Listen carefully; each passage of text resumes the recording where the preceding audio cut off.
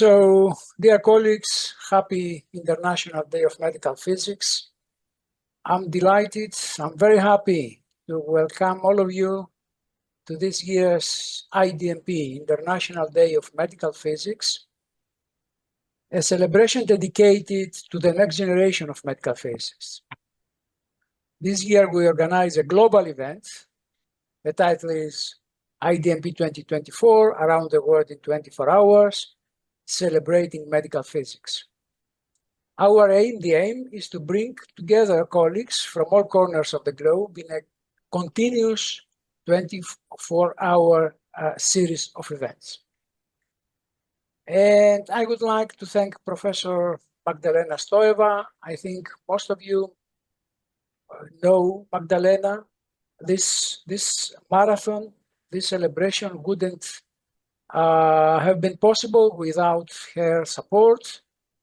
And I also extend my gratitude to our regional organizations, also to our national organizations for their contributions, for their efforts in making this event successful, memorable. During this session, IOMP's ExCom members will briefly discuss their activities. They will send an IDMP message. I will also, well, before getting into the IDMP messages, a sad announcement. We lost a giant in the field of medical imaging, Professor Willy Kalender. Willy was the pioneer of spiral CT, as we all know. He passed away. Willy was a friend of mine. I did my sabbatical in his institution and shared a lot of memorable memories with him and his memorable experiences with him and his wife. His work, his groundbreaking work saved lives, countless lives. Let's honor his legacy and the impact he had on our world. Now, instead of giving a talk, I will tell you a personal story. It is a true story about how I became a medical physicist. Back in the late 70s, it was in 1979, I was this super curious physics student, totally fascinated by the science of physics. In the 1979, the Nobel Prize was awarded to Cormack and Hounsfield for the development of computer-assisted tomography.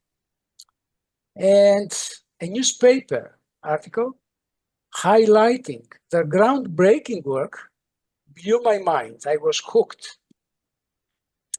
So I wanted to become a medical physicist. But remember, this was 1979, right? The digital age was still in its infancy. No internet, no smartphones, no AI, of course. And finding info was like digging for treasure. So I was trying to learn about courses. How could I become a medical physicist? I went to a well-known medical physicist to ask for advice, for his advice. And I was super excited, explaining my dream. I had a radio and he switched on the radio and said, asked me, what do I do now? I said, you are listening to music. And he replied, you are very wrong. I'm utilizing a circuit composed of an inductor and capacitor to tune into specific frequencies. And then he added, you will never become a good medical physicist. Instead of getting discouraged, I got even more determined. Without Google, without generative AI to help me, I started searching universities, programs around the world, and I finally found 2 master's programs in the UK, focused on medical physics. The University of Surrey and the University of Aberdeen. I finally went to Guildford, Surrey. It wasn't easy. There were so many problems, hurdles, obstacles, from paperwork to money issues. There was no euro back then. We had our national currency, and there was a maximum amount of money allowed to be transferred. The amount was very small, too little to live in the UK. But I kept pushing, and eventually I made it. Looking back, that initial letdown, the big disappointment for me, was a blessing. It taught me resilience, hard work, and the power of believing in myself. It showed me that real passion can overcome any obstacle. So to all the physics students, to all young medical physicists out there, see challenges as opportunities. Don't let setbacks get you down, let you down. With dedication, you can reach your dreams. The future of healthcare needs minds, needs novel, innovative minds like yours. So, having said that, I'd like to give the floor to Eva, our Vice President. Professor Eva Bezak is the Vice President of IOMP. Eva, would you like to say a few words about IOMP, perhaps activities or a message? We celebrate today, right? So we are flexible and free to express feelings, thoughts, whatever. Thank you kindly, John. And can you please see my screen? Yes. Yes, yeah. So it's a pleasure to be with you all tonight, or for someone in the morning. And we are moving from John's experiences at the beginning of his journey to become a medical physicist, to handing over the torch to the next generation of young and up-and-coming physicists.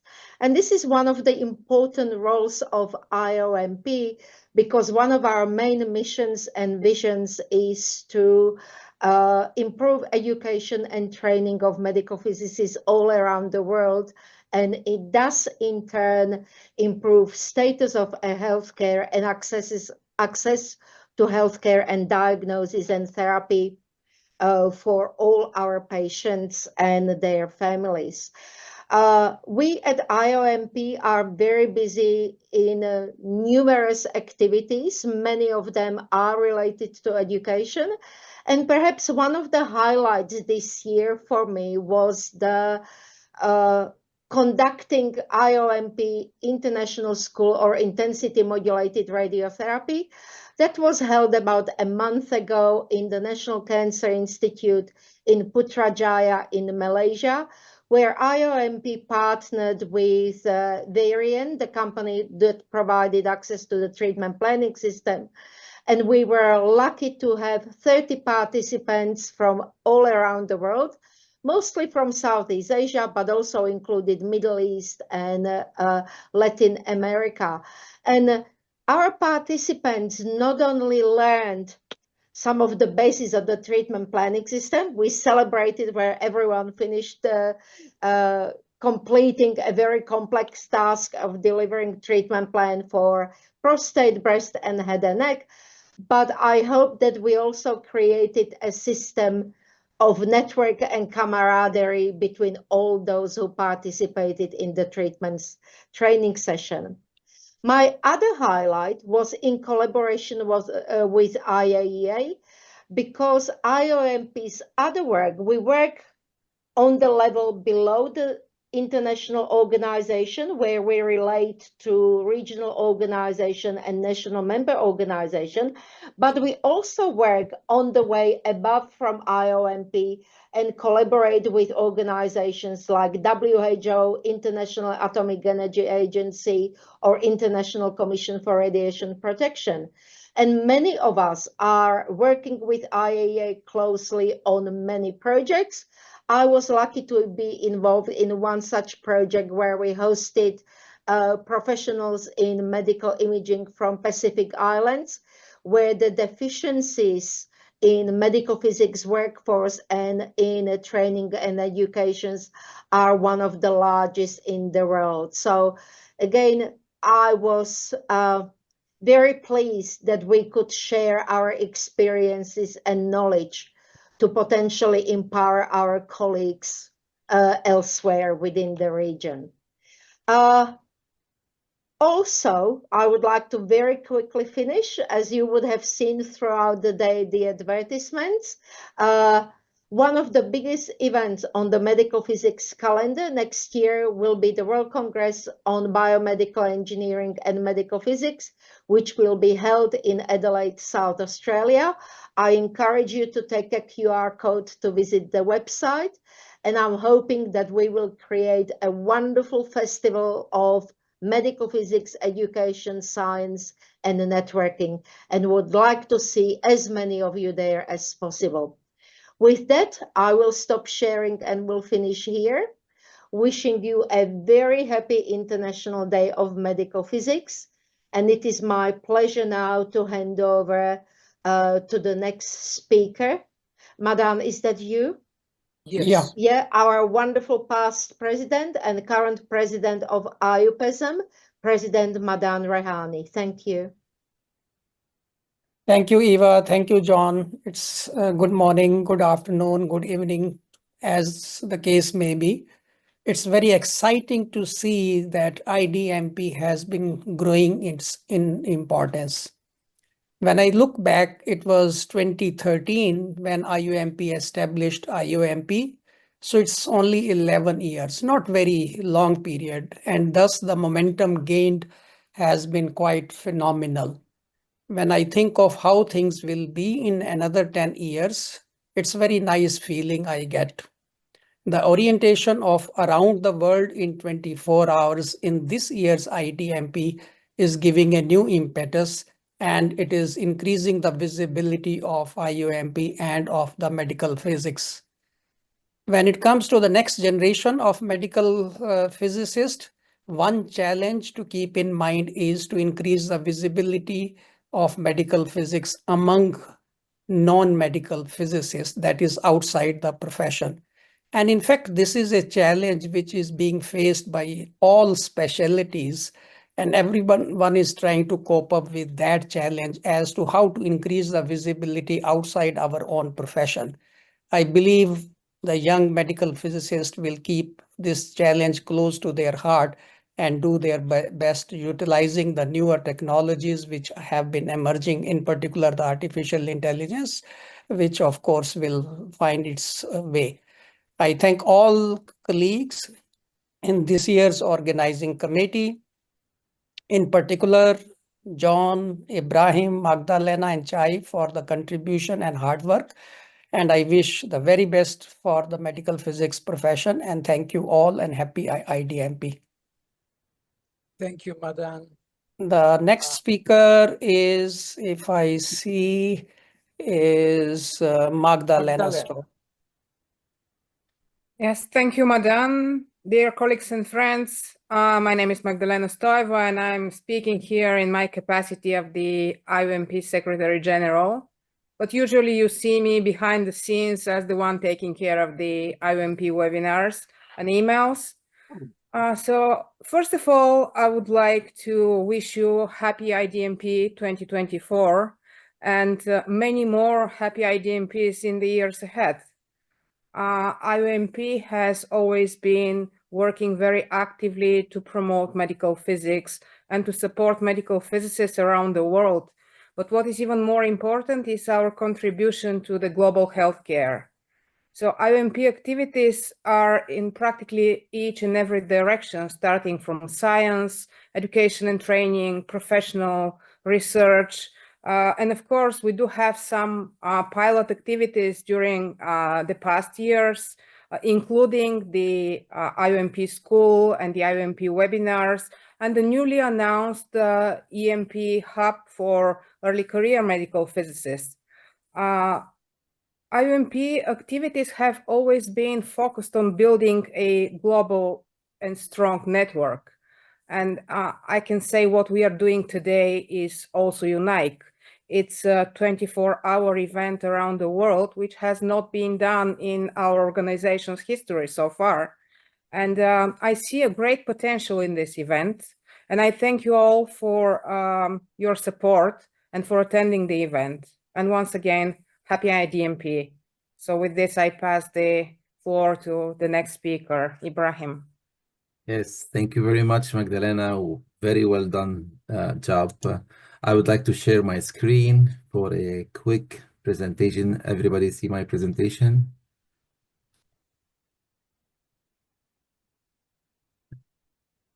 Yes?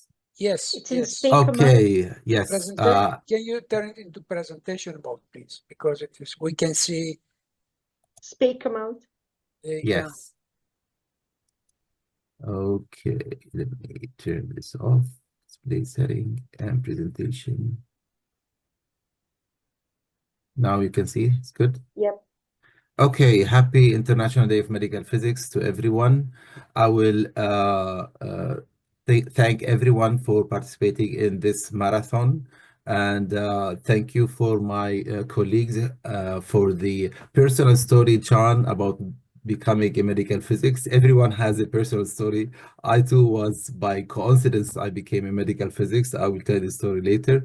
But today, the International Day of Medical Physics as celebrated on the November 7th, and it has really raised awareness, as Magdalena said, about medical physics and show advances and many technologies around the world.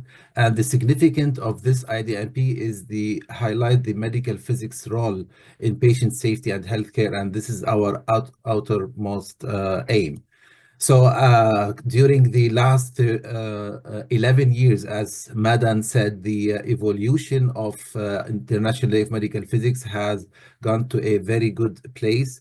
Starting from 2013, we have every year we have a theme that coincide with what is in the new era, and we covered most of the topics in the theme category. And every year we do a contest. We make sure that to let everyone participate in this day. So we announce a contest all over the world to bring their own design for the International Day of Medical Physics so that we can get a touch from everyone.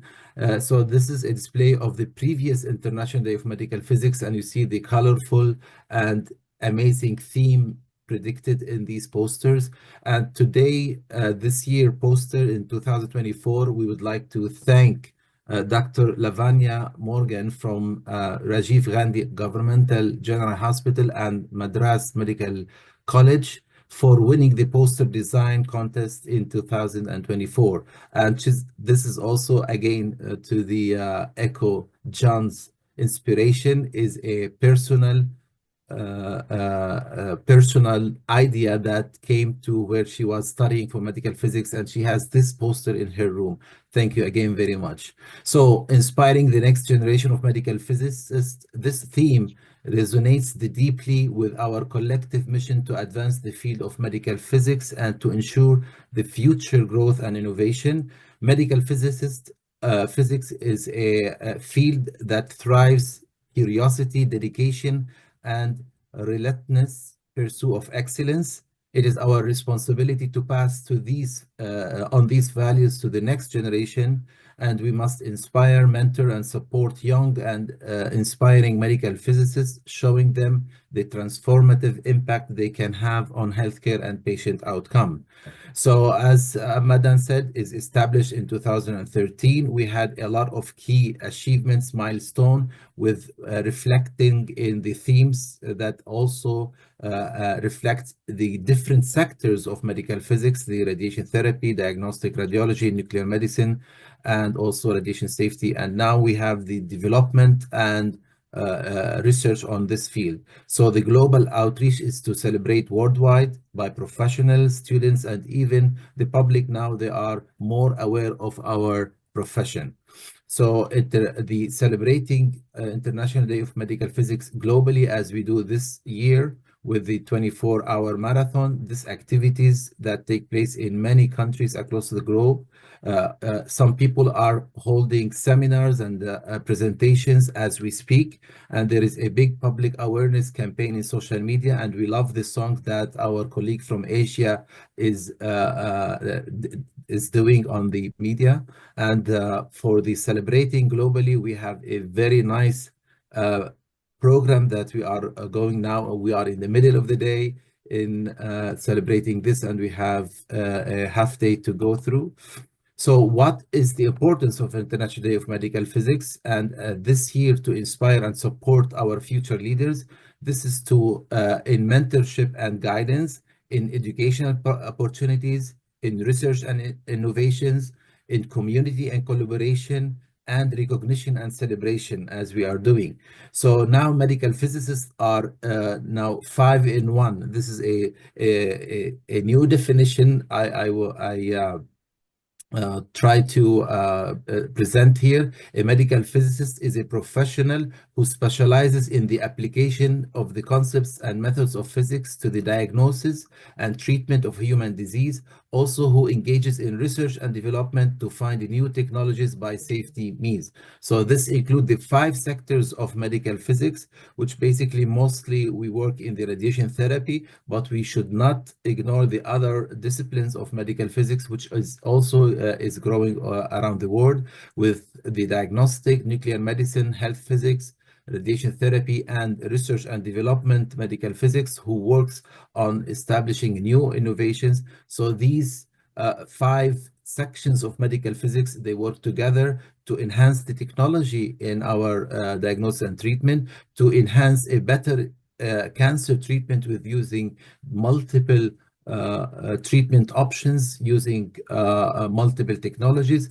And also we are in the era of the AI. So the AI is inclusive in our profession, that will enhance, of course, the treatment and the outcome of patient safety. So the looking forward message in the future, the innovations and evolving roles with the collaboration among diagnostic, therapy, nuclear medicine, health and research and development, medical physics, to ensure a win fight against cancer. This is the most of our physicists are working on this aim.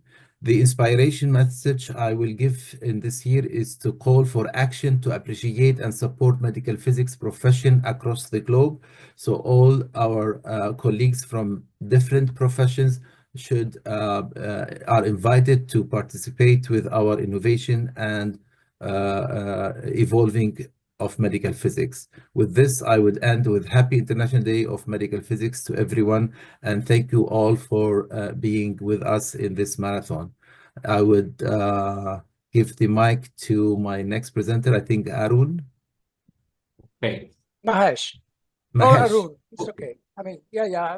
According to the agenda, the program, it is the Science Committee Chair. Yes, Mahesh. okay. So Mahesh. Good morning, everyone, and happy International Day of Medical Physics. I just want to share one slide.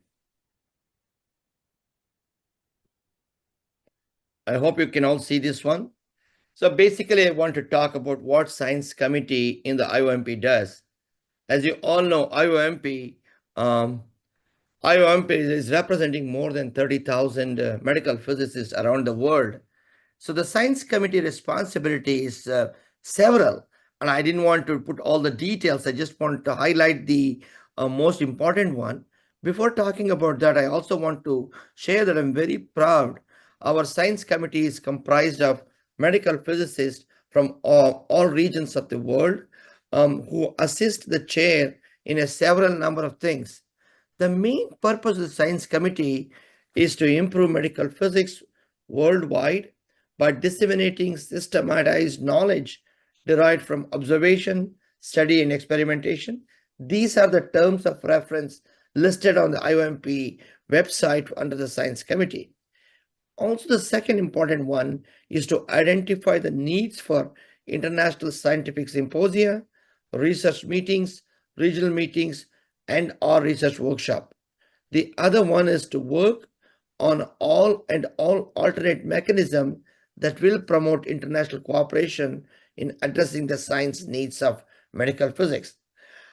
This is I think my second year as the science committee chair, and it's been a privilege to serve this because the science committee has been involved in several of the documents, scientific documents, which regional NMOs or the federations or the IAEA sends for IOMP endorsement. And usually it comes to the responsibility of the science committee to review and provide our input to the IOMP executive committee. Then the IOMP executive committee can make the decision to endorse or not to endorse and so forth. The other, which is highly important, was the science committee chair generally serves as the chair of the scientific committees at the International Medical Physics Conference, which was held last year in Mumbai, India. And now I'm going to be one of the science committee chair organized at the World Medical Physics Conference in Adelaide next year. That includes working with the other co-chairs in developing a scientific program, reviewing the abstract, classifying and identifying, and many, many other things. So in general, science committee throughout the time is very active because we get several documents to review, several meetings, programs to review, to provide our input for the IOMP to support or endorse and so forth. So and it's a great time because the science in the medical physics is progressing so fast and so well. It's all the time we are learning new things and catching up with new things, and takes the whole science committee and us to share this knowledge to the world under this under the umbrella of the IOMP. So once again, happy International Day of Medical Physics, and I'm going to move on to invite Arun Choglia, who is the chair of the Education Council. Good morning, good afternoon, good evening, as the place you are in. I wish happy International Day of Medical Physics. This is being celebrated across the world, and as has been told, since 2013, we are celebrating with every year new theme, and with competition we have the posters. So this year's theme is inspiring the next generation of medical physicists, because medical physics is one of the fascinating application of physics to the healthcare, and therefore competency of medical physicists who are working in healthcare is a very, very important. And for that matter, education is key to success, and education is very, very important. I am Professor Arun Choglia, and I'm a chair of Education and Training Committee of IOMP, and also chairman of the IOMP Accreditation Board. Education Training Committee is one of the very important committee of the IOMP, and contributing to development of educational programs, training programs, and also we are promoting international educational training programs, endorsement application, funding application, evaluation by the ETC is done. ETC is also trying to harmonize and standardize the medical physics education program by way of accreditation. IOMP has started this IOMP accreditation program in 2016, and we are accrediting medical physics education programs residency programs, and CPD program. It's very important that clinically qualified medical physicists, the medical physicists are certified, registered as a health professional, and the medical education program and training program, residency program becomes accredited. IOMP Accreditation Board has accredited 9 medical physics education programs. 2 have been re-accredited again, 5 residency programs across the world, and 19 CPD accreditation. For more details, you can log on to IOMP under accreditation. You can find a lot of information on the accreditation program. Any doubt, any additional information, you can ask to me. Also, recently Lancet publication, you will see that by another 25 years, by 2050, we need more additional 50,000 medical physicists only for radiotherapy. So there is a great scope for medical physicists. I will carry forward what John has said and how accidentally I came into the medical physics. I completed my master's physics in 1982 and started working as a lecturer in a college as a physics lecturer assistant professor. And at my native place, there was a mission hospital and they had a cobalt machine. I didn't know about this thing. And one day asked me, can you take care of the cobalt plant? At that time, I didn't know what this cobalt plant is, how this radiation applications and what medical physics courses are there. And then I started taking interest and I found that time only one training program was there at Bhabha Atomic Research Center. And it was very competitive because only 8 seats every year they were there. And almost about 4,000 applicants used to apply. And I did apply, I got it, and then how I started my career, and I went. And there's a book edited by Jacob Van Dyke on insight into medical physicists, how the medical physicists have come, the renowned people. And I have also written one chapter on that thing, how I came and how I contributed on that thing. So most of us has a stories how we have come into the medical physics, but I found it's a very, very fascinating field, and directly we are serving the society and patient. So once again, I thank the IOMP for giving me this opportunity.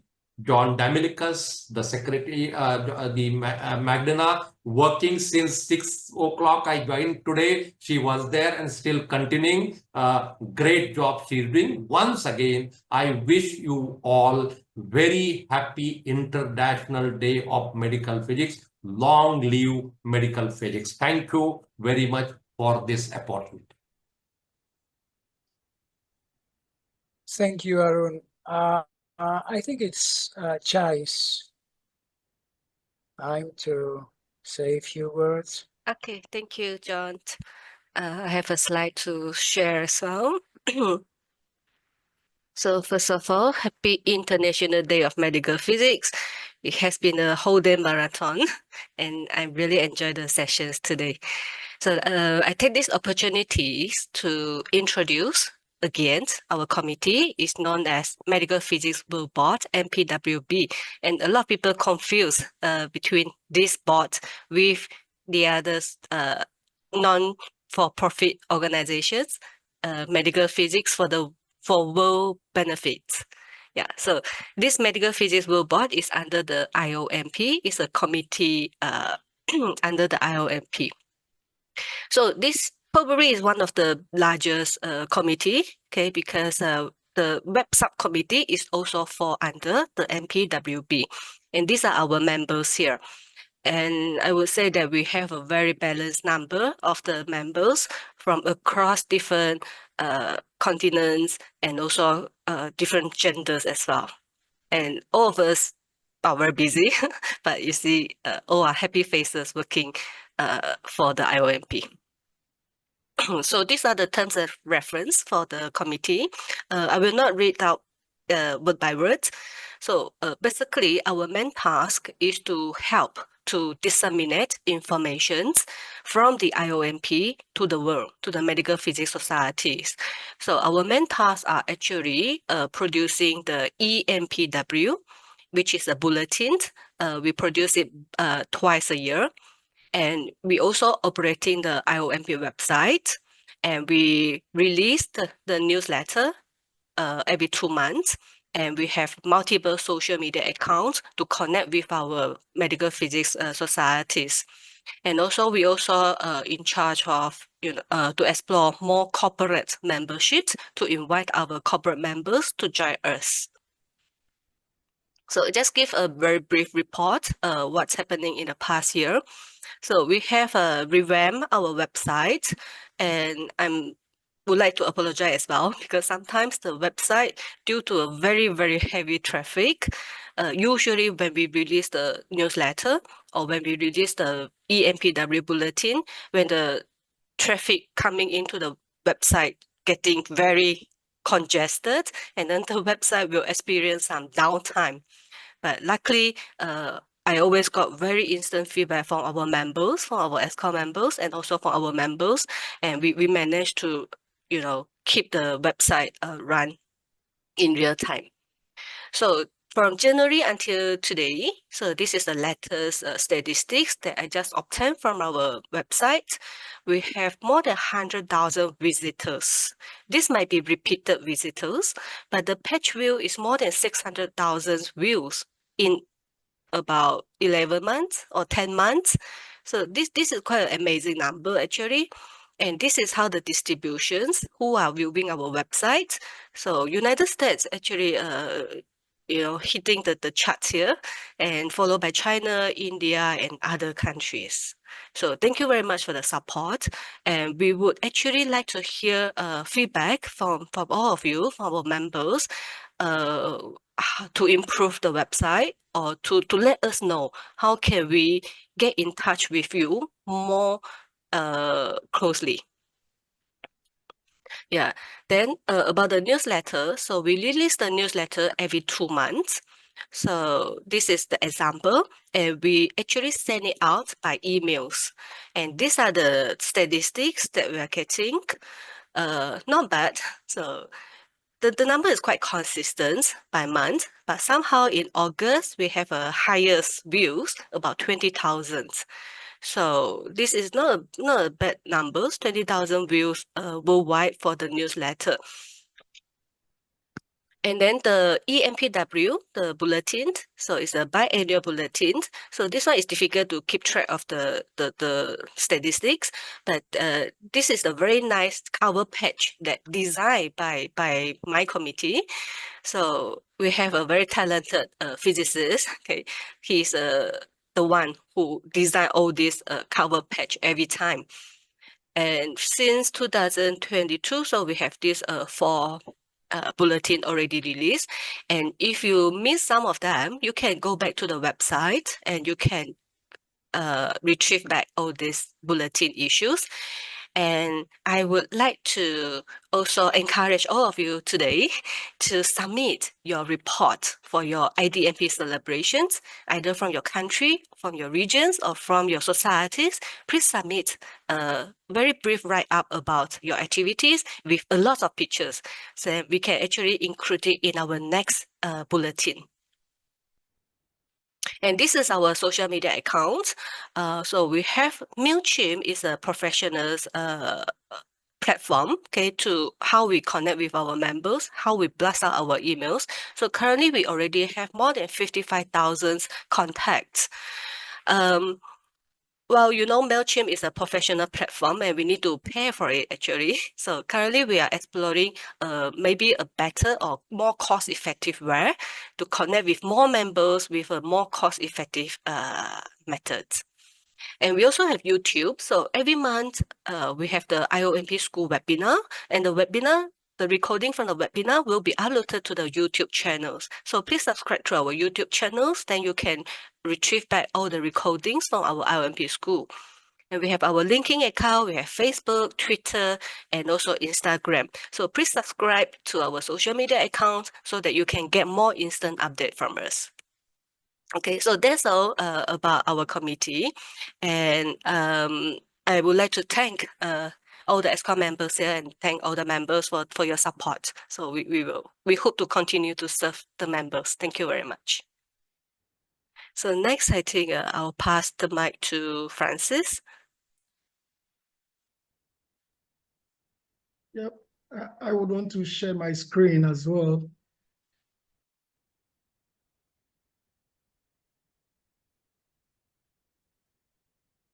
I hope you can see. Yes, we can. All right. So good morning, good afternoon, good evening, wherever we are.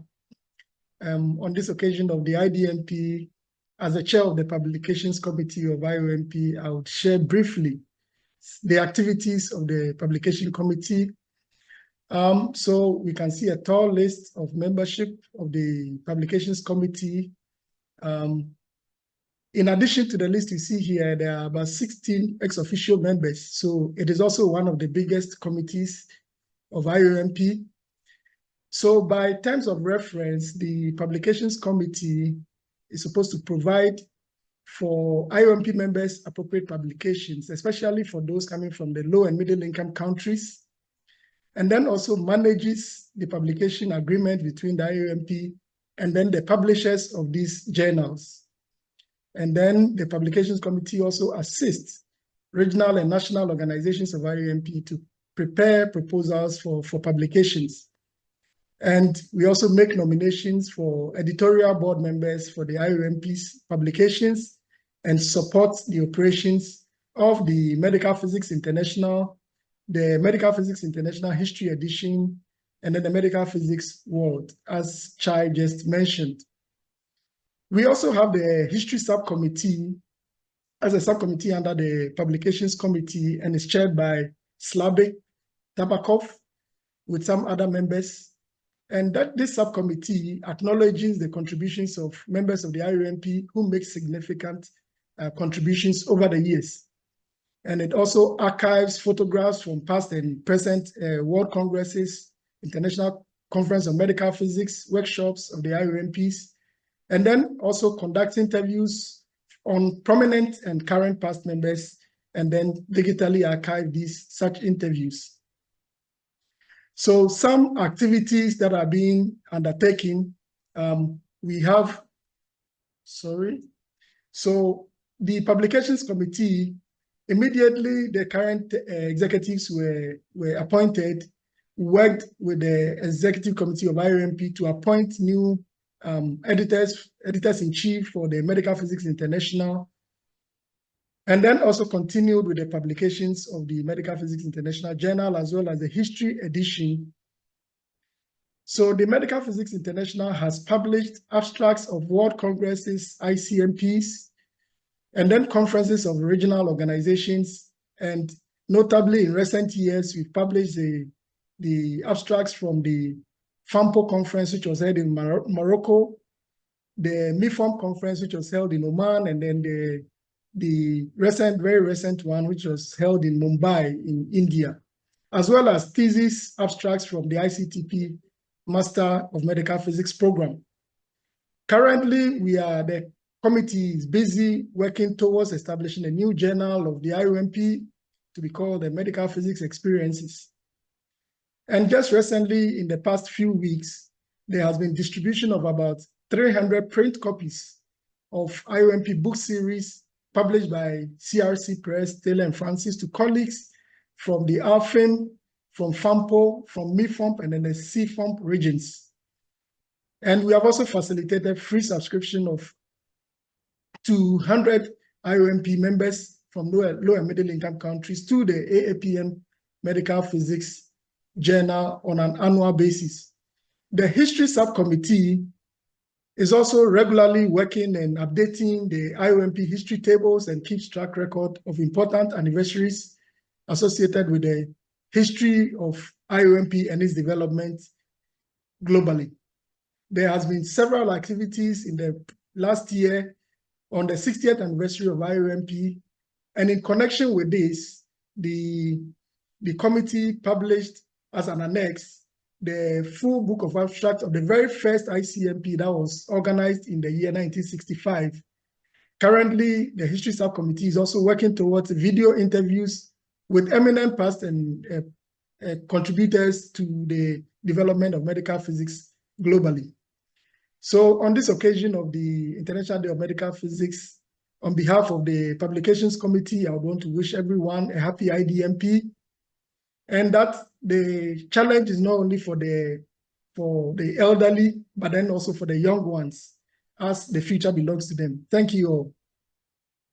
So I hand over to Kwan to do the next presentation.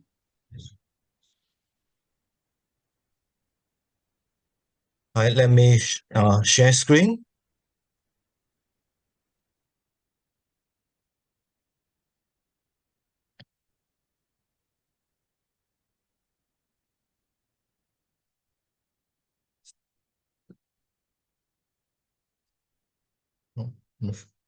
Wait for a while. Please.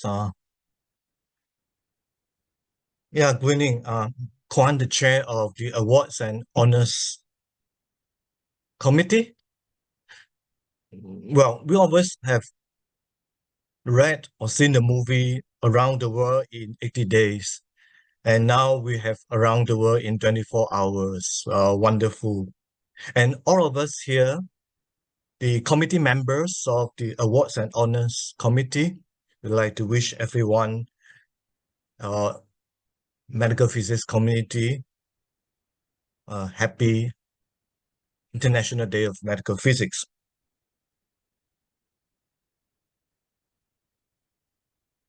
We all know that we honor those who have contributed significantly to our community in various ways, be it education, in training, in leadership, serving the world. So we have the major categories of awards: the Marie Stokowska Curie Award, the Harold Jones Award, or the medal, and the John Maynard Award. And then we have the fellows of the LMP, FLMP. Also, we have the IUPAP, the Young Scientist Award in Medical Physics. We will announce that quite soon.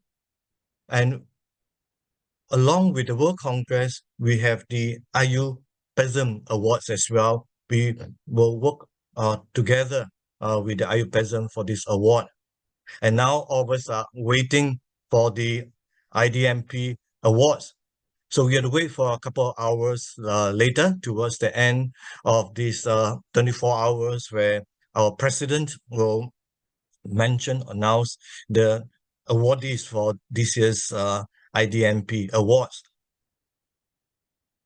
Now, besides administrating those awards and honors, we have been trying, and we are almost there, creating a network of past awardees. And many of them have a wealth of experience, they have insight, and most importantly, a collective wisdom. So we are bringing them together. Now we're connecting them, and we hope that we will interview some of them as well. In that aspect, we are collaborating with the History Subcommittee on this. And remember, the theme for this year is inspiring the next generation of medical physicists. And that's what we want to do, bring the past awardees, recipients of various awards together. And we want them to share, to inspire the next generation of medical physicists. As we have heard from our various leaders earlier, that medical physics is expanding, a lot of new things. So we also want to explore establishing new awards as we're moving ahead with all our collaboration with various clinical colleagues. And in October 28th, just recently, we organized through the IOMP school webinars. The title is Why Radiation Oncology Clinical Trials Need Medical Physicists. And we had two eminent speakers, well known in clinical trials in oncology, Soren Benson from University of Maryland in the United States, and Thomas Crone, Peter McCallum in Australia. Now, not all of us will be familiar with our involvement in clinical trials. Indeed, we are very much involved in terms of the defining the technical details of the trial, to develop the QA for that, supporting the data collection, curation, the evaluation and analysis as well, and providing various trial guidelines. So we work along with clinicians, with radiation oncologists in this aspect. And our colleagues in the imaging, they do involve in various clinical trials as well. So this is a niche area in supporting the evidence-based medicine. So we hope that we can create new awards to honor those who have been pioneering and contributing significantly to clinical trials in the future. So once again, the Awards and Honors Committee wish all a happy International Day of Medical Physics. Thank you, Kuan. Thank you, Francis, Chai, Arun, Mahesh, Ibrahim, Magdalena, Madan, Eva. Let's conclude our session by acknowledging the importance of medical physics, the importance of medical physicists in healthcare. Dear colleagues, many thanks for your attendance. Hello, everyone. Welcome. Happy International Day of Medical Physics. I'm John Damlakis, IDMP President, and I'm honored to welcome representatives from IOMP's partner international organizations. Their insights, their strategies will guide us in inspiring the next generation of medical physics. And especially in regions and scientific domains where their expertise is most urgently needed.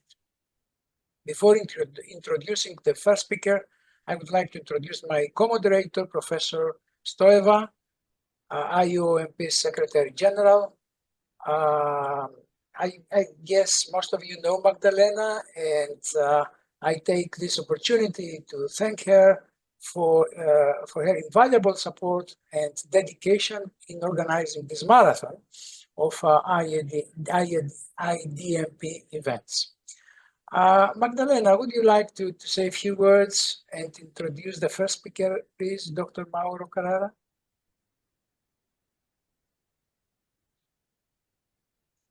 You are muted, Magdalena, you are muted. Thank you, John. Thank you.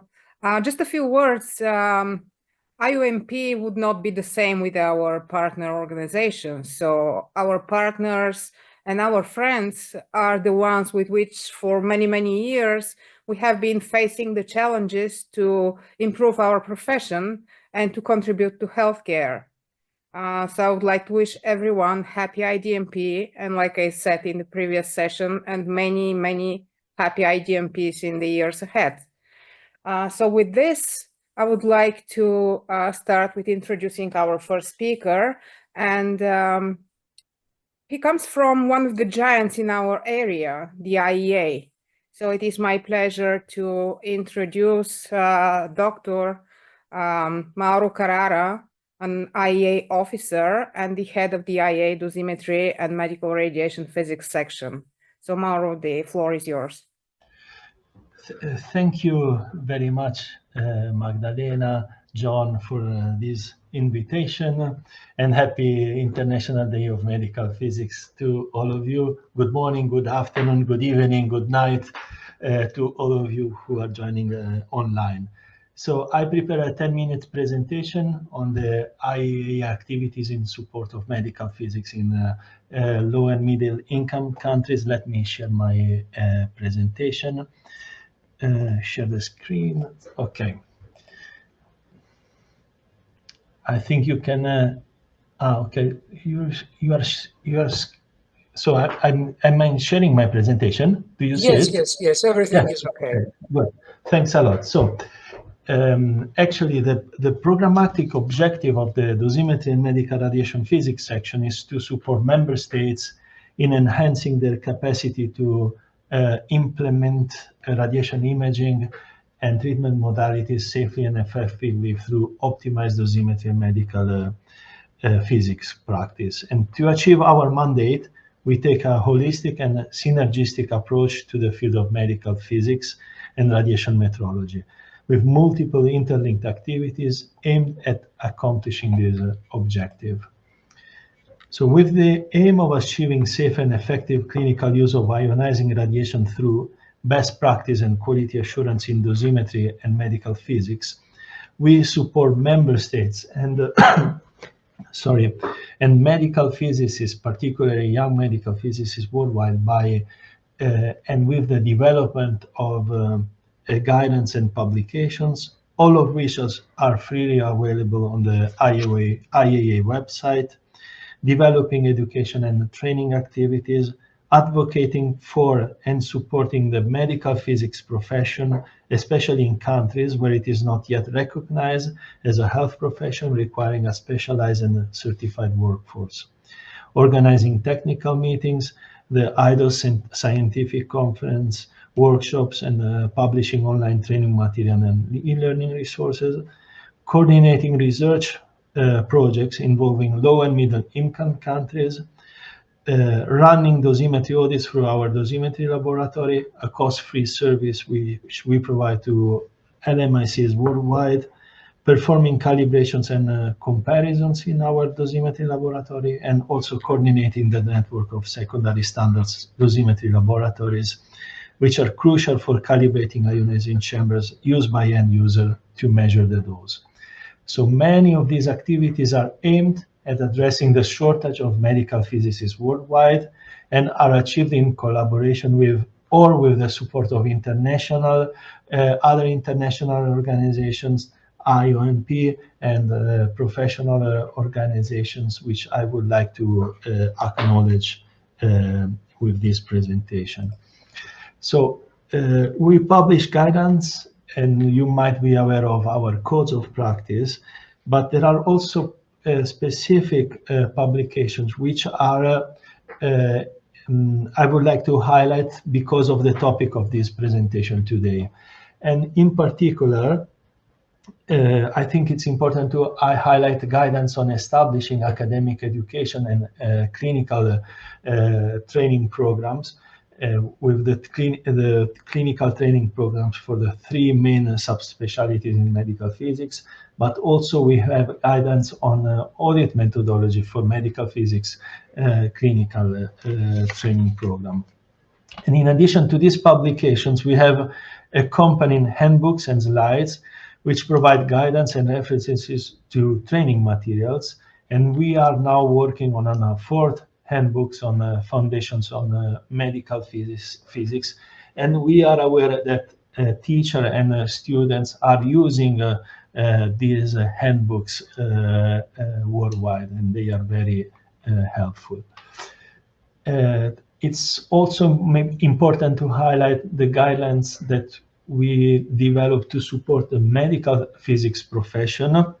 We publish the Human Health Series 25, which addresses the roles and responsibilities and education and training requirements for clinical medical physicists, which is a milestone in the field. But we have recent publications also on guidelines for certification of clinically qualified medical physicists and accreditation of clinical training programs, guidelines on professional ethics for medical physics.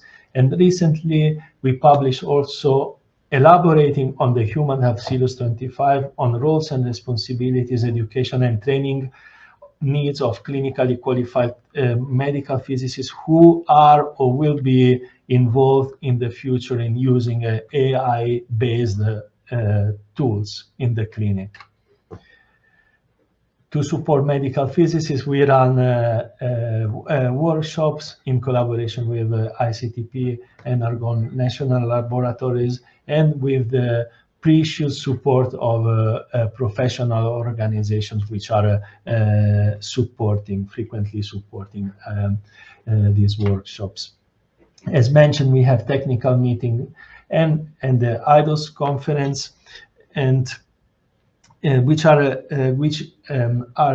important because they allow us to gather professionals from all around the world, and we are also supporting the participation of professionals from low and middle income countries. The IDOS conference, next one will be in 2026, so stay tuned. And just to give you an example of the most recent technical meeting, this meeting was on the SSTL network, and 225 participants from 67 member states were participating. We have to support medical physicists and young medical physicists. We have online resources. We have our human health campus, but we recently also launched, sorry, Rover, which is a collaborative initiative containing links to openly accessible clinical resources for health professionals in radiotherapy, offered by major international professional and scientific organizations.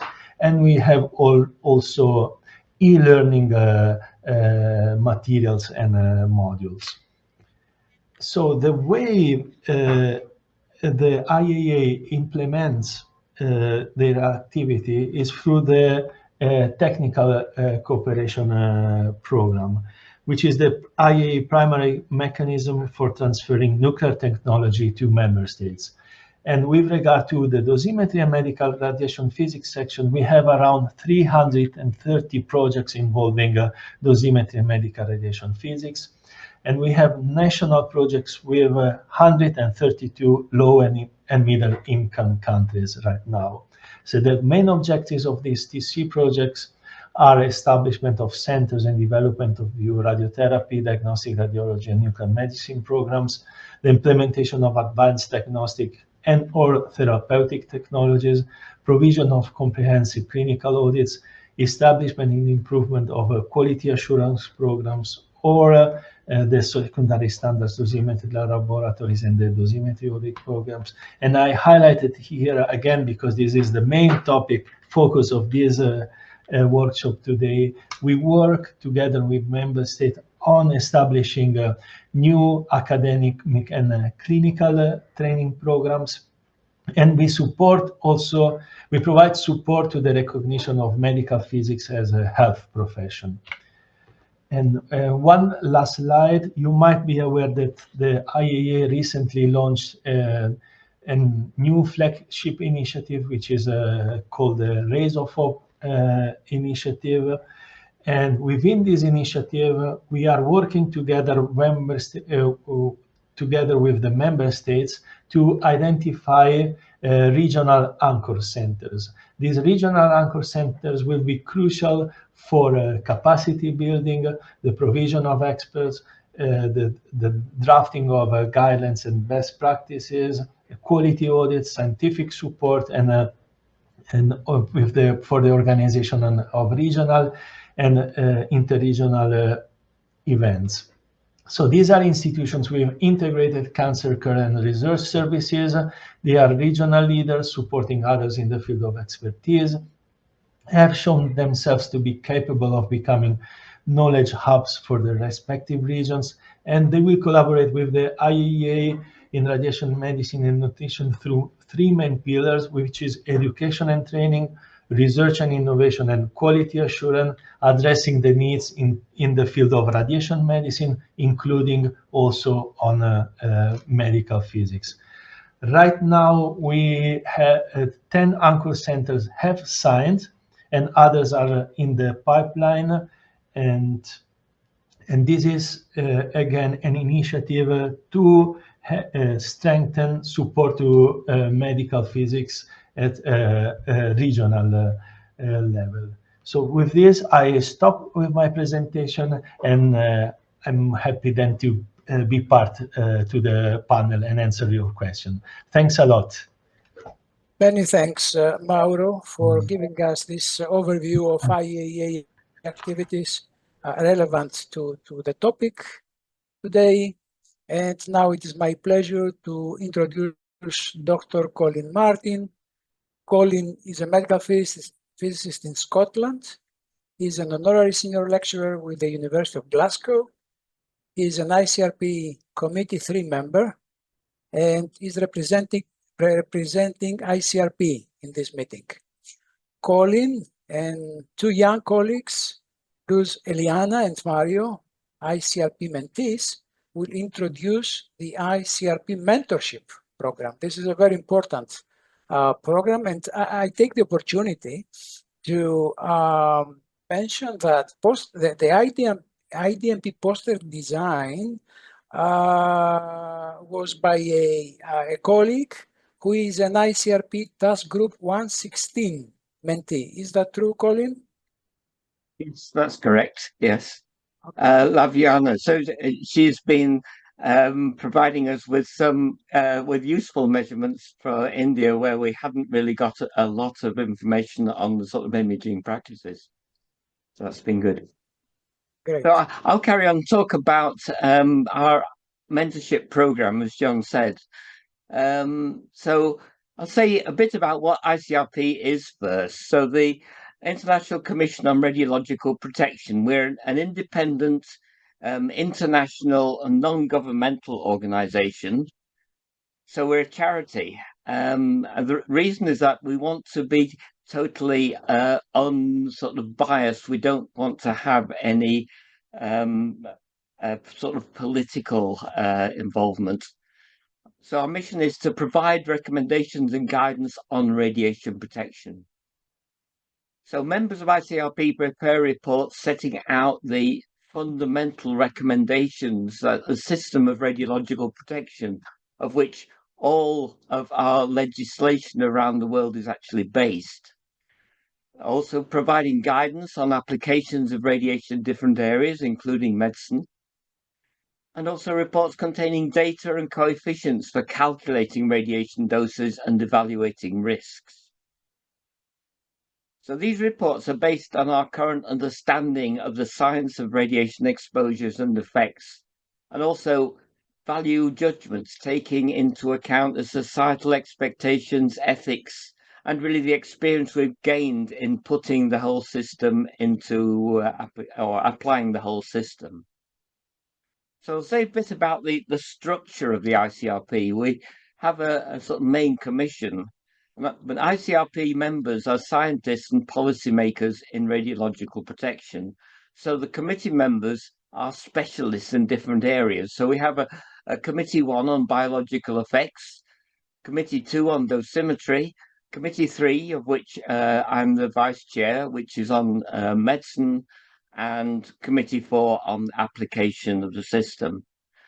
So we've got 80 members from around the world, but we also then have task groups, and these task groups actually prepare the individual reports. So we have members from, I think, about 30 countries throughout the world who put these, who then prepare carefully the reports. And the main commission really determines the policy and approves the topics that are going to be covered in these reports. So that's the overall system. So recently, we've introduced a mentorship program to try and involve younger members in the work that we do, and also sort of make them aware of the ICRP. So the committee chairs and task group chairs identify suitable work and mentors in consultation with the scientific secretariat. Then the program's advertised on the ICRP. So when there's might be a new call for mentees for a particular task group to carry out particular work. And these mentees can be from educational, governmental, private, or any other organization. So there's no sort of restriction on the type of organization, but the mentees must be financed by their employer. There's no ICRP funding.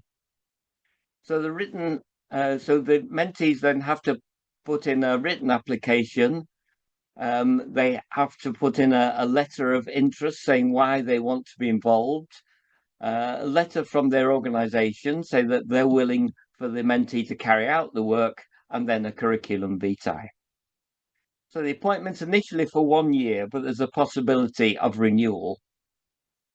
So the mentees are assigned a specific role or task which is defined in advance, although it can evolve with time. So this might be initially carrying out literature reviews, making measurements on equipment or doses, carrying out perhaps computer calculations or simulations.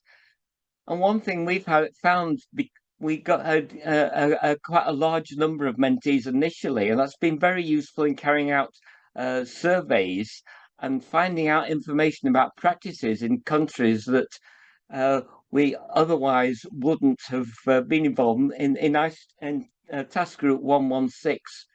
We've actually had mentees in all 6 continents who've really contributed to our knowledge of what is done at the moment around the world in preparing the report.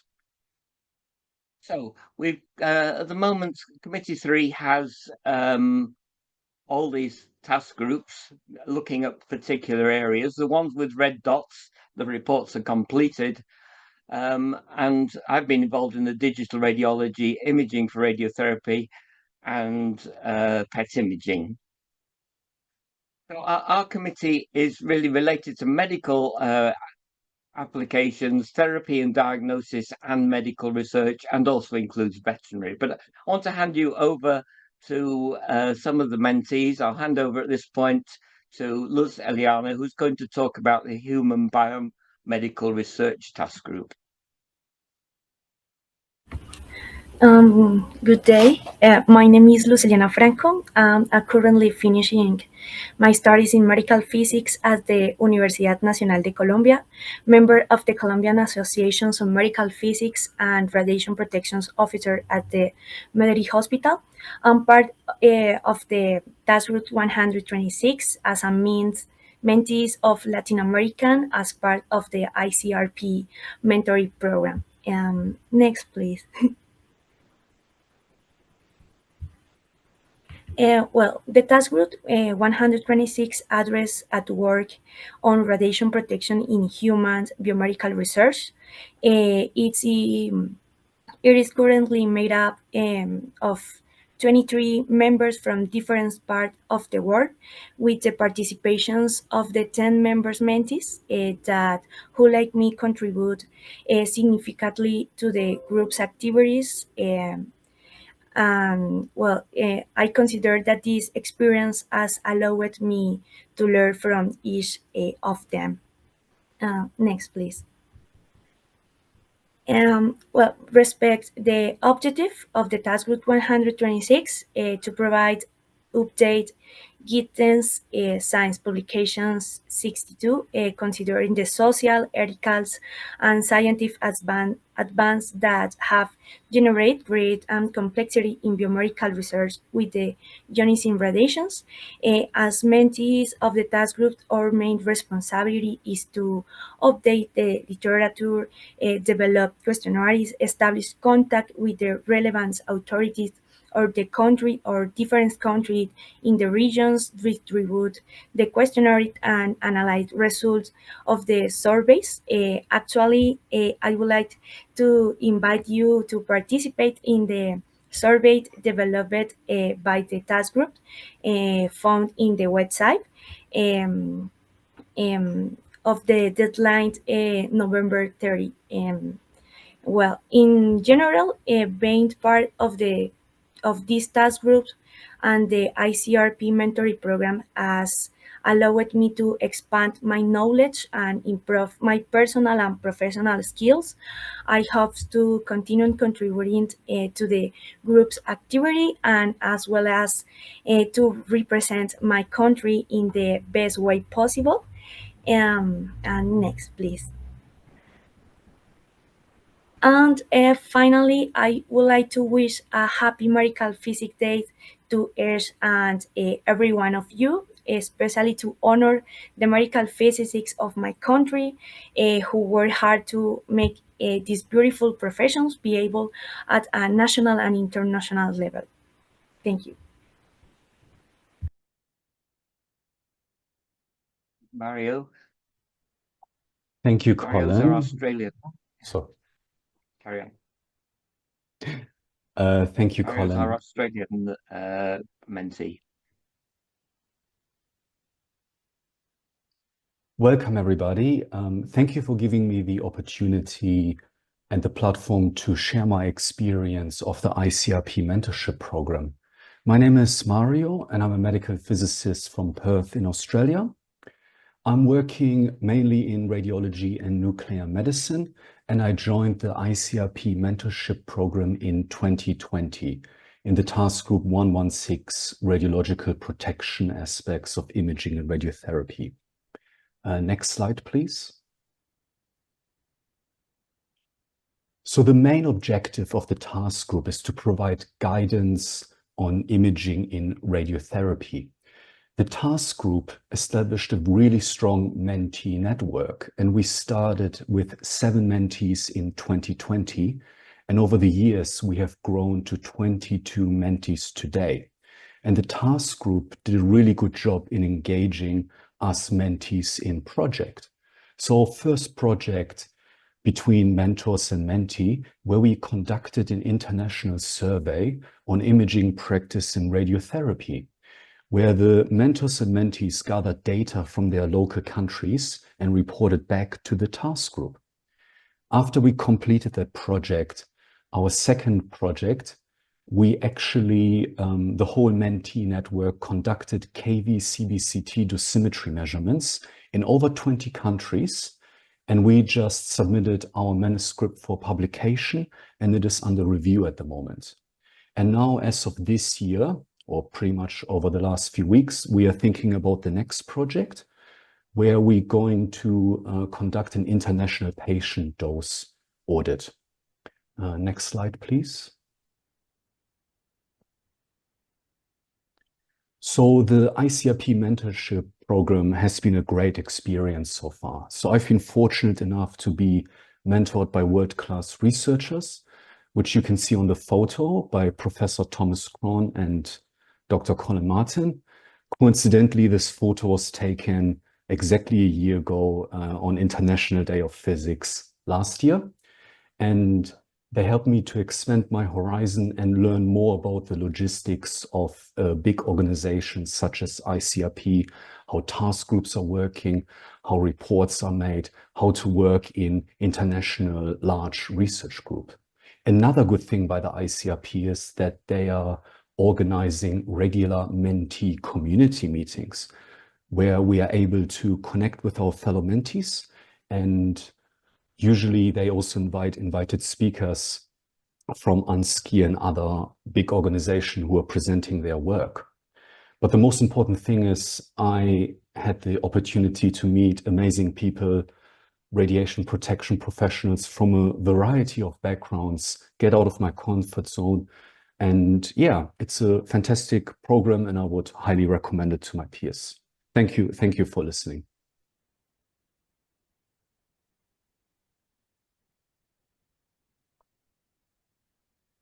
Thank you very much, everyone. And now it's time to move to our next speakers.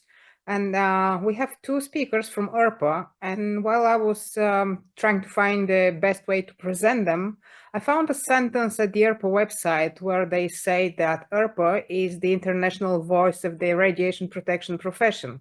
So on behalf of this international voice, we have today 2 speakers, Bernard Le Gouen, the former ERPA president and the person responsible for creating ERPA task groups on radiation safety culture and on women in radiation.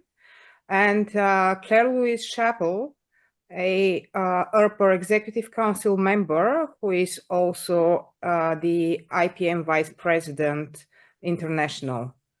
So Claire and Bernard, the floor is yours. Thank you, Magdalena, and hello, everyone. Wherever you are, whatever time it is, I'm just trying to work out how to start the presentation.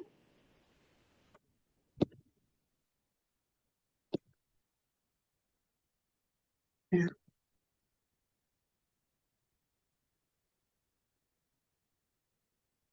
There we go. Is that visible? Yeah. Yeah, wonderful.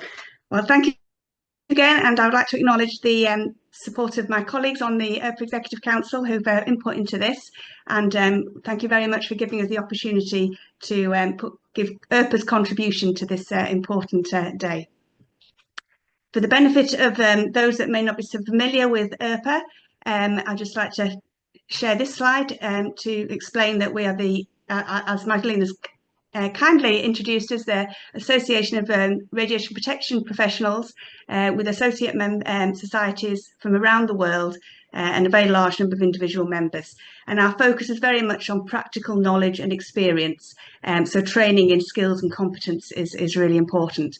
Our society members obviously cover a wide range of sectors and areas of practice, but the medical sector and medical physicists is an important component of that. So we have got quite a bit of overlap with IOMP, and we were delighted that we renewed our MOU with IOMP earlier on this year. When I was thinking about the important topic of encouraging people into the profession, I started with looking at a mind map that was done for the radiation protection profession a few years back, and I've adapted that slightly because I think it's quite valuable just in thinking about the different stages. And there's sort of 3 stages to encouraging new professionals. First one being the initial engagement of people in STEM from school and university, and then showing them the attractiveness of the profession to get them entering into it. Don't worry too much about the detail on this, but the coloured dots, the green ones show where a professional society might perhaps have some input, and the red ones are sort of where an employer might have some input, because they're both, can both have involvement. The second stage I identified is that of sort of training people up once they join the profession, giving them the necessary knowledge and skills to do the job, which will naturally lead usually to some sort of professional recognition, certification, accreditation, depending which country perhaps you're from. And then the third stage, very importantly, is retention, further development and career progression for young professionals, where mentoring and networking opportunities are really important, as well as further training. And I'd just like to then now talk about a few of the IRPA initiatives across this range of stages that are input into sustainability of the profession. And I think although some of these have been obviously for us and been more directed towards broader radiation protection, they're all very applicable to medical physics professionals. Starting with perhaps the earliest stage in outreach and getting people interested in science from an early age, I'd like to share some of the work that's been done by the UK IRPA Associate Society, the SRP, who have been very active in outreach, public outreach. Some particular areas are the annual schools event, which is a free event for schools attached to the annual conference, where children actually and young people get the opportunity to hear directly from scientists about what they do and why it's exciting. We also participate regularly in national events such as the Big Bang Fair, and you can see the excitement here when some young people have been introduced for the first time to measuring radiation. And there's also a series of posters available and classroom resources for teachers. There's also been a bit of a focus recently on areas or on sort of groups that perhaps have less involvement traditionally in the science areas, and this has led to this Top Gals, you see down the bottom here, Top Gals cards. I don't know how widespread Top Trumps are as a game across the world, but it's a popular game in the UK, and this has been adapted to show the contribution of women scientists. And that's something that's quite popular in some of the outreach events. Sticking with the theme of women in radiation in science, IRPA also have a task group ongoing on this particular important issue, and the purpose of this is to promote exchange of experiences and values relating to gender perspective for women working in science and radiation in particular. And again, this involves many associate societies around the world. Currently, there's been a survey carried out of experiences in different countries, looking at the needs and the challenges faced by women working in the field, and also how opportunities for education and training vary, and any specific issues around that, and how to promote safety culture and ethics, including healthcare aspects. And that's going to be ongoing and possibly extending into other areas of diversity in the workplace as well. One of the very important areas where IRPA is working to encourage the next generation of professionals is the IRPA Young Generation Network. This is quite an independent group within IRPA, again involving younger professionals from many different countries, and they're important. They're involved in things such as networking, which I think is probably one of the most important aspects in communication, but also looking at themes that are important to them, the professional development, how they share experiences, and also outreach again. One of the things we were working on in the last couple of years has been a movie competition on trying to encourage more young professionals into the field. And if you've got chance and time to look it up, then they've got some of the winning videos on YouTube, and they really are extremely good. So I would encourage you to have a look at those sometime. And one of the sort of offshoots of the YGN has been another task group on mentorship, which is another very important area. I've already just been hearing something about it from the ITRP. So IRPA's now got a mentorship task group just started, mostly led by the YGN members, but with some more experienced IRPA members as well, and they're looking at mentoring practices in different societies in different countries, with a view to sort of sharing what works well, helping people who are perhaps not as well advanced in this area.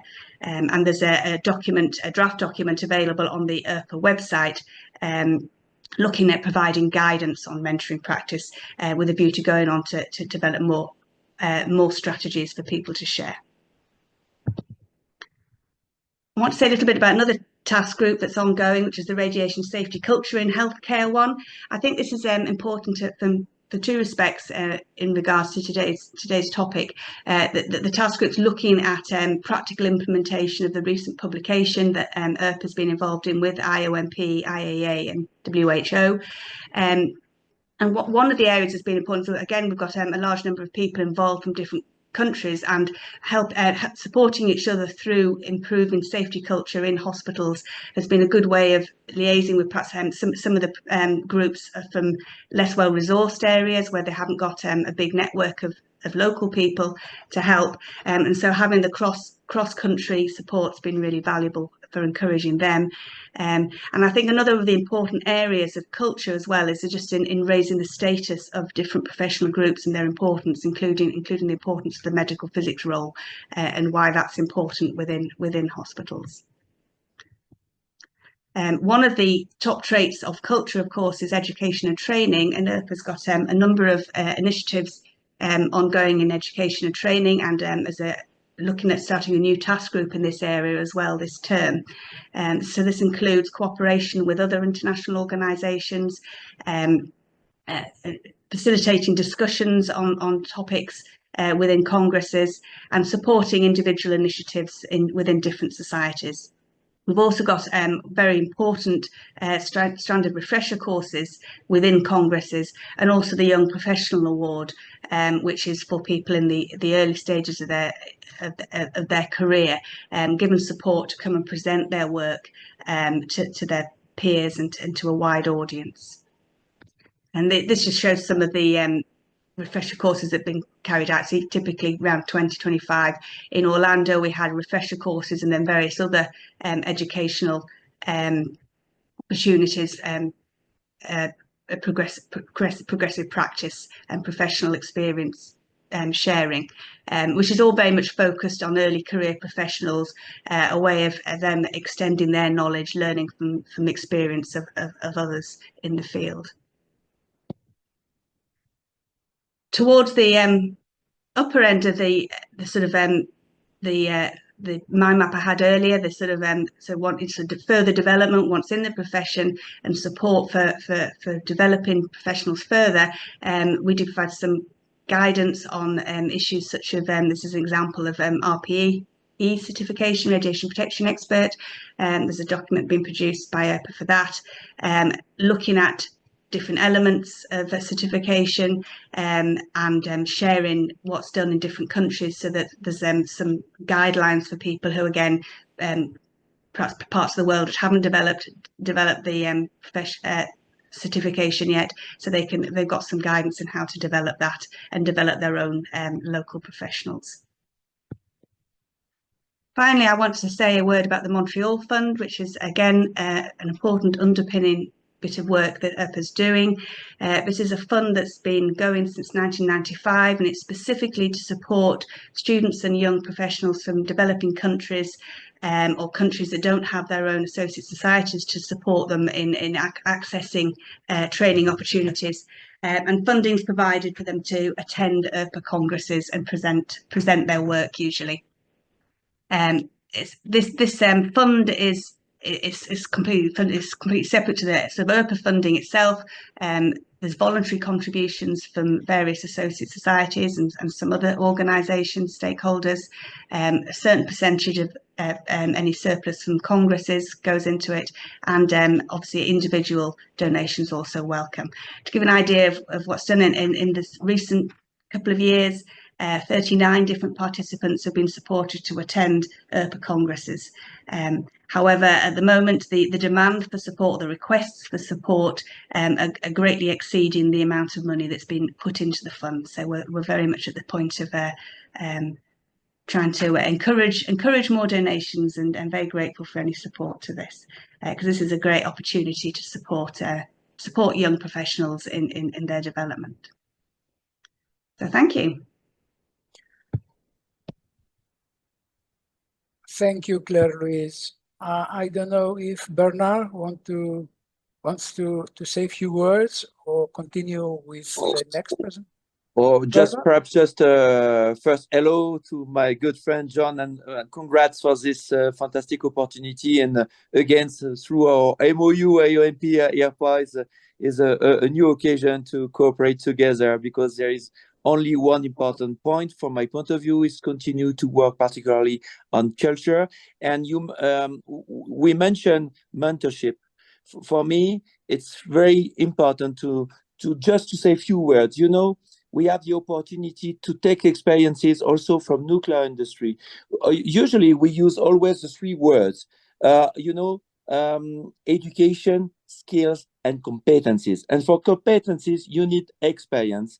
And in nuclear industries, they took this fantastic opportunity when you are with the most experienced people to share this knowledge with the young generation. And I think that today is how to take this initiative and to adapt also for the health physicist. And it's a key question, I think, for the future. Thank you. Thank you, Bernard. I fully agree with you, and I think we all agree with you about the mentorship programs and their importance. And now I'm very pleased to introduce ISR representatives. ISR stands from the International Society of Radiology. So Dr. Bib Allen is a radiologist in Birmingham, Alabama, United States. Bib is the current president of the International Society of Radiology, and Professor Donald Frasch. Dan is a John Strauben Professor of Radiology. I hope, Don, I pronounce it well, Strauben. Donald works at the Duke University Medical Center in Durham, North Carolina, and represents, as I have already mentioned, the ISR here at the International Society of Radiology. So, Bib, would you like to start? That's great, John, and thank you so much for the introduction and the invitation to speak here at the International Day of Medical Physics. I hope everyone can see my slides at this point, and yes, we will be off and running if I can get some of these things kind of out of my way on my laptop. Here we go. Okay, so what I'd like to do is to kind of take the theme of inspiring the next generation of medical physics and looking at the workflow and build on an initiative from the International Society of Radiology about increasing medical care, and in particular, increasing access to diagnostic imaging in low and middle income countries, and how medical physicists are going to be an incredibly important part of that initiative. Our society is a federation of the world's national radiological society, so we don't really have individual members.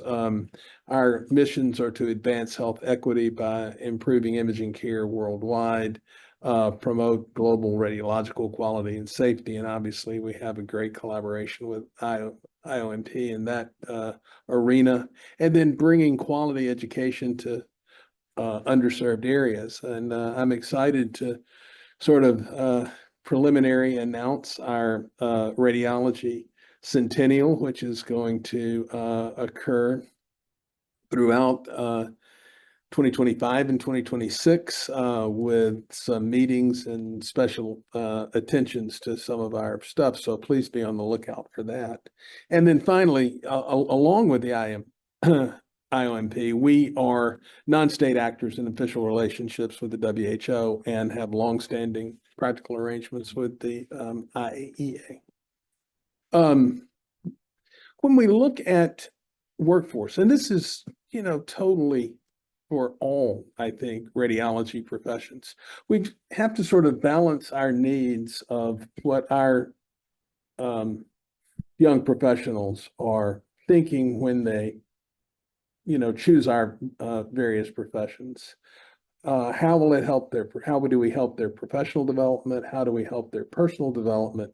And how do we manage the needs of society? And so I'm going to focus a little bit on that one, talking about, the societal needs for patient-centered care, population health management, imaging safety, and all of this builds into basically health equity, of making sure that no one is really left behind in the arena of healthcare as we have so many modern advances in our fields. But we got to think about these patients that we never see, the ones in low and middle income countries that need our help to prevent the exacerbation of a two-tier system of healthcare, where we have all the glitz and everything in the high-income countries, and we're talking about dual energy CT scanners and all of the new things that can come with that technology. And then we look at sub-Saharan Africa, and we're leaving all of those patients behind. They don't have rudimentary advanced imaging care.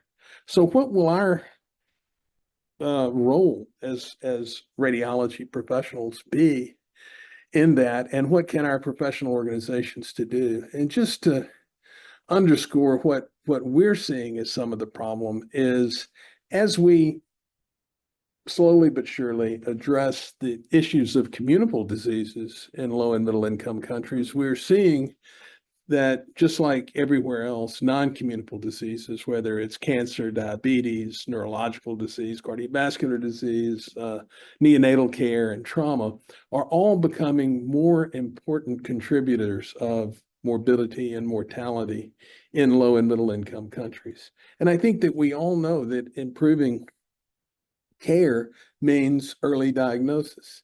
And for many of these diseases, the only way we can direct treatment and screen for disease and stage cancer is with advanced imaging.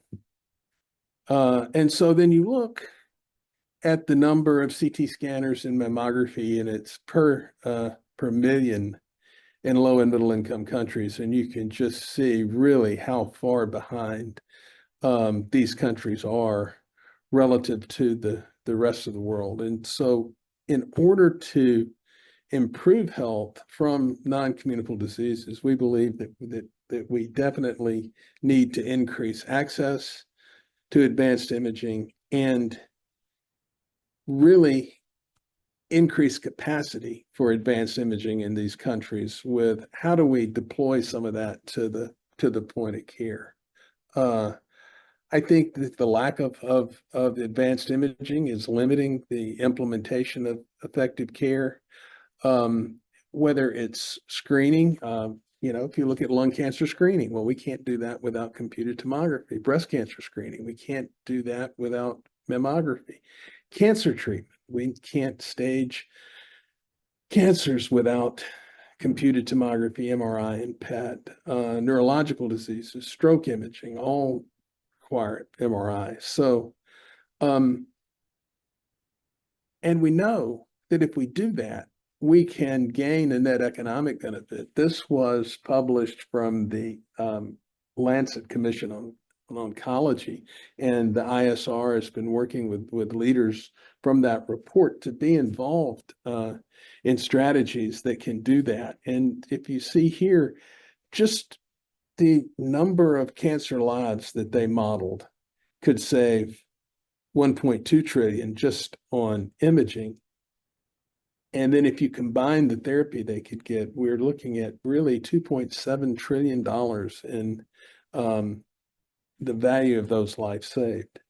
The ISR over the years has published a number, these are the papers that came out of the Lancet Commission for on diagnostics and on imaging in nuclear medicine, highlighting the need for improving care in low and middle income countries. Here are some papers that the ISR has done about how to improve access to care in low and middle income countries.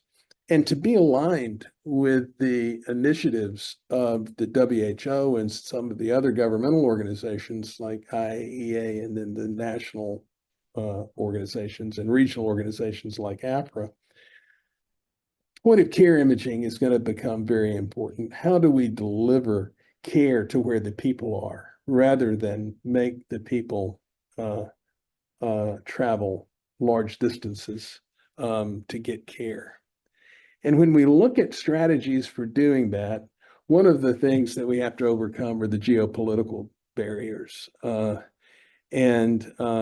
We work with the WHO, the IAEA, to help do that because they have the contact and the opportunities to influence the member states, the regional boards, the others, to help influence the politic, to help them figure out ways to manage the infrastructure. And we saw this in a resolution that was recently passed at the WHO for strengthening diagnostics capacity. And we hope that similar initiatives can come for advanced imaging.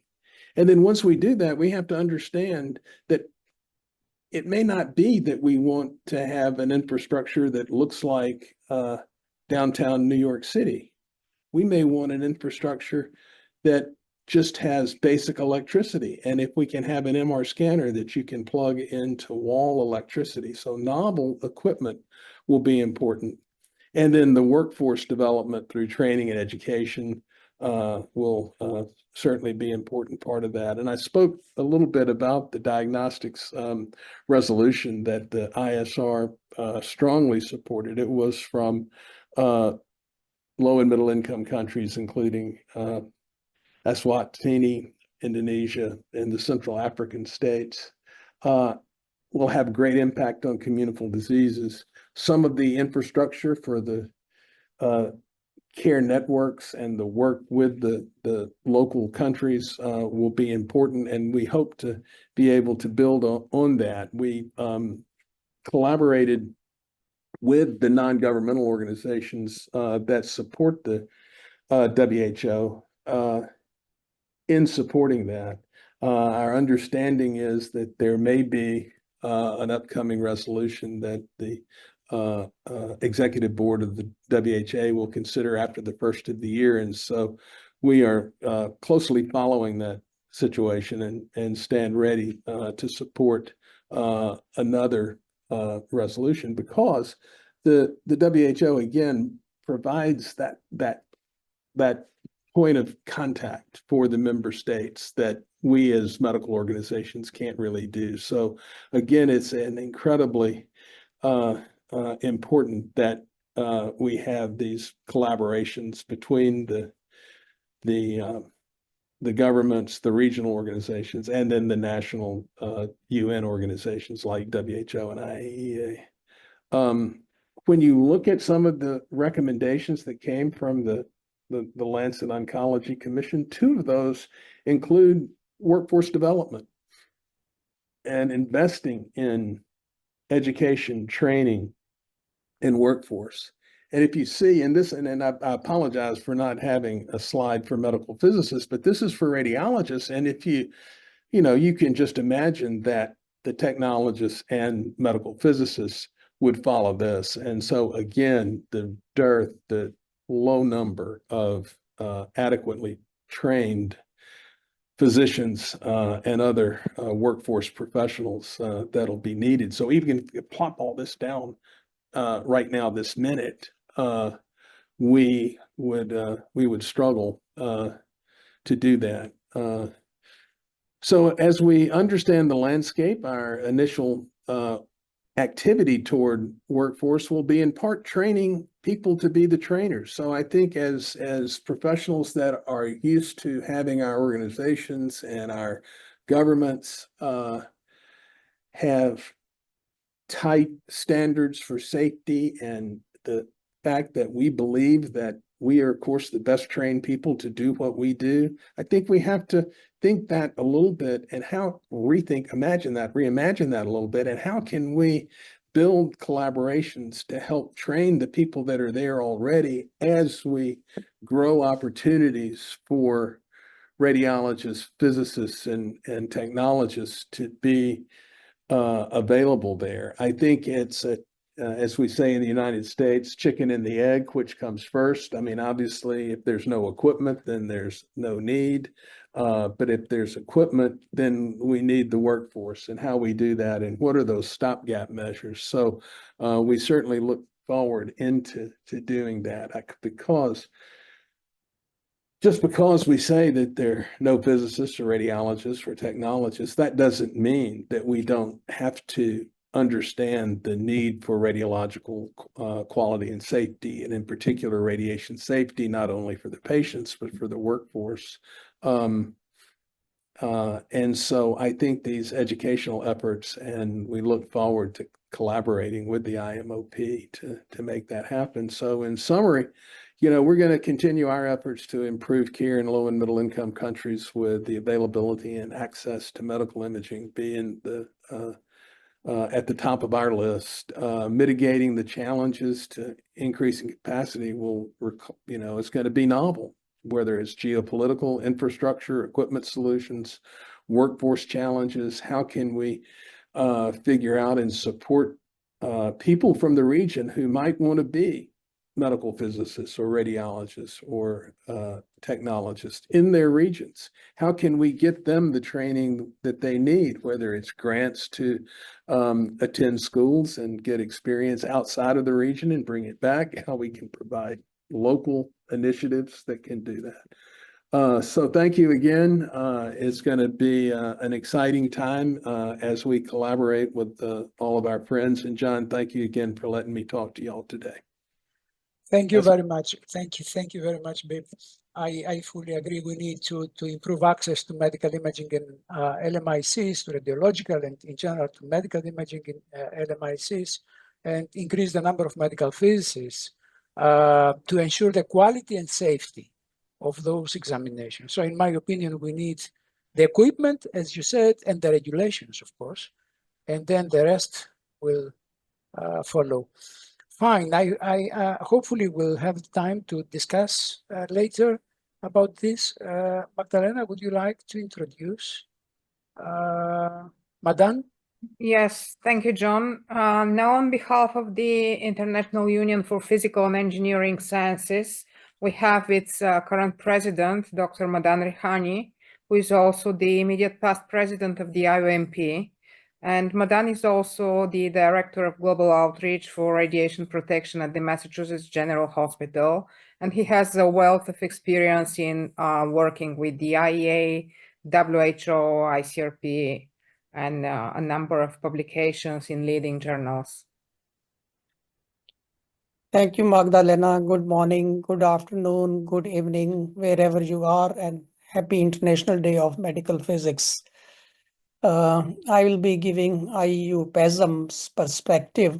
I'll refer you to the publication which IUMP made last year on global status of medical physics, human resource. And this was a survey, second survey, which was done.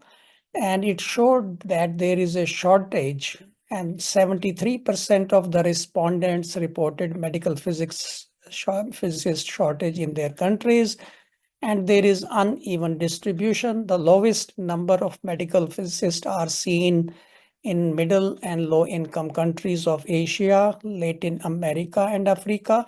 And of course, the largest number of medical physicists were observed in high income countries of Europe, Australia, and North America.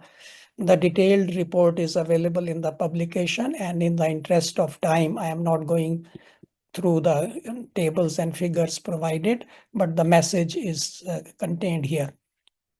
And there are approximately 24,000 medical physicists, between 24 and 30 now, worldwide, and around 8,000 in United States. There has been reference to the Lancet Oncology Commission, both of diagnostic as well as the radiation oncology and oncology, estimating the wide shortage and how many health professionals will be needed by some stipulated date like 2035.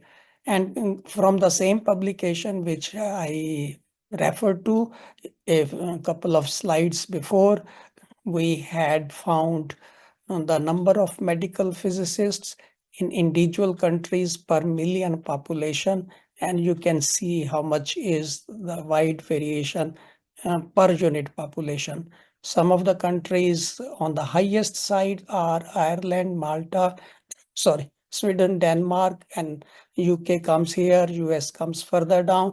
So despite the fact that US has the largest number of medical physicists, but per unit population, still there are many countries who are higher than that.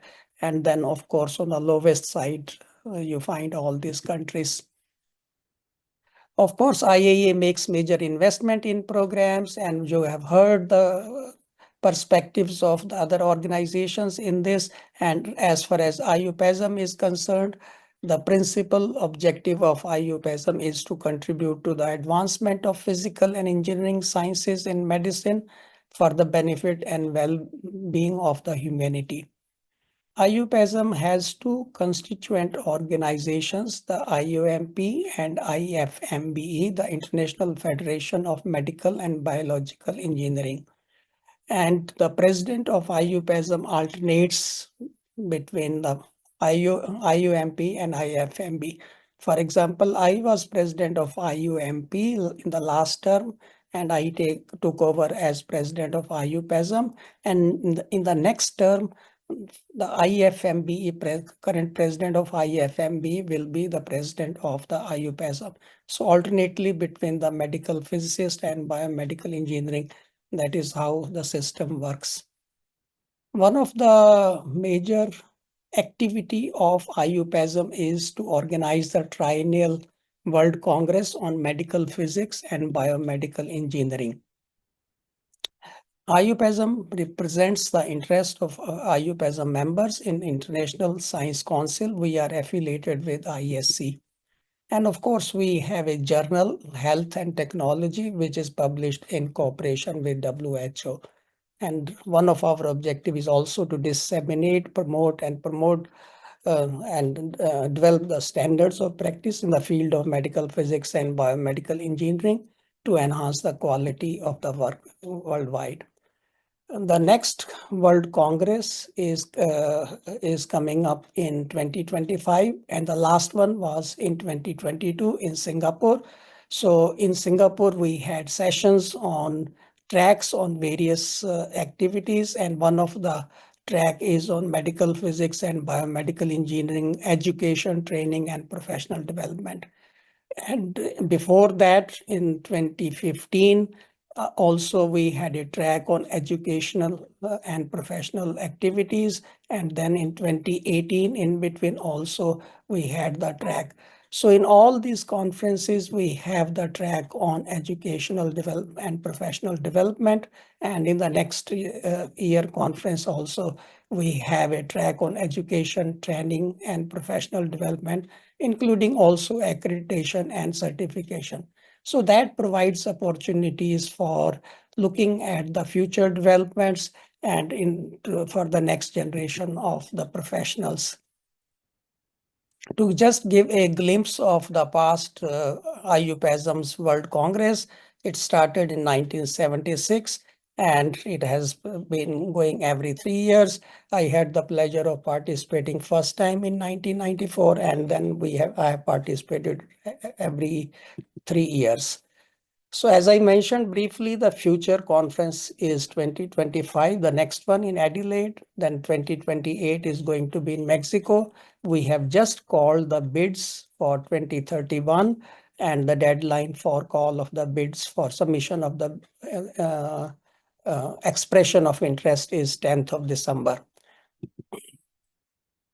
For if someone among the participants in this event is interested in submitting, the easiest way is in Google IUPASM 2031, and you get the link to the invitation to host.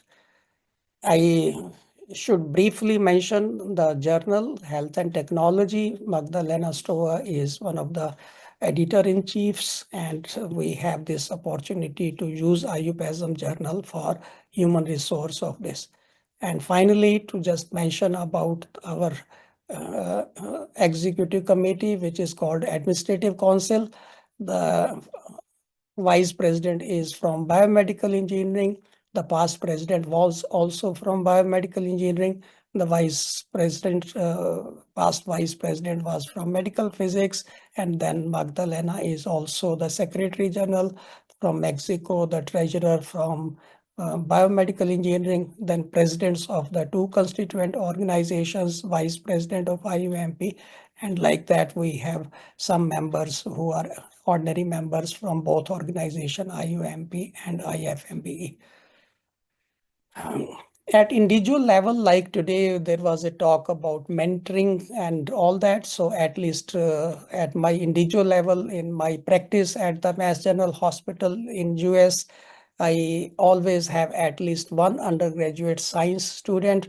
Many of them have reached the state of having publication or publications. So that way I have seen personally how the mentorship and mentee has been working. And some of them have attended the annual conference of the medical physics of AAPM in US, and some got motivated to get into MP, medical physics. So what are the strategies that can be employed to inspire the future generation? This will be perhaps my final slide. And this is to create a world map of availability and shortage of human resource. I saw something similar for radiology in the previous lecture by ISR. Create role models. There was a mention of this in the ICRP. So it's either role models or give voice to those who choose to shift from like science in the undergraduation to medical physics. So one can give voice the way we had today the voice in ICRP of mentees. So introduce medical physics subject in undergraduate science courses. So that could be another way, and increase the training opportunities for medical physicists. And of course, social media is a very good source these days to create better awareness. With that, I wish to thank IUMP for giving me this opportunity, and thanks to all of you for patient listening, and happy International Day of Medical Physics. Thank you. Thank you, Madan. Thank you for being here for your presentation. And now we'll move to WHO. Dr. Farid Shanoon. Farid is a medical physicist at the Radiation and Health Unit, Department of Environment in Geneva. Thank you very much, John, and happy happy Medical Physics Day and happy IOMP. Just need to, you see my screen? No? Yes. Yes. Okay. And let's hope it works. So I restructured my presentation a little bit after I saw your pre-panel or the first panel we had. This was my first message. Happy Day of Medical Physics. And in the session just before this lectures, you discussed the history of IOMP and of the Medical Physics Days and so on. And in preparation to this contribution today, I went through some archive material at WHO, and if you can see it, this was one of the first reports. I think there's even older reports, but in the late 60s, early 70s, IAEA and WHO had a common expert committee together where they already discussed, I would say, the same theme we're discussing today, 60 years later. However, today you are focusing on the young generation and the gaps in medical physics. But even 60 years ago, it was the same discussion. There was very, very much need in increasing or in making the profession of medical physics more popular. And I remember also in the early 70s, there was a first curriculum for the studying and where you can study medical physics worldwide.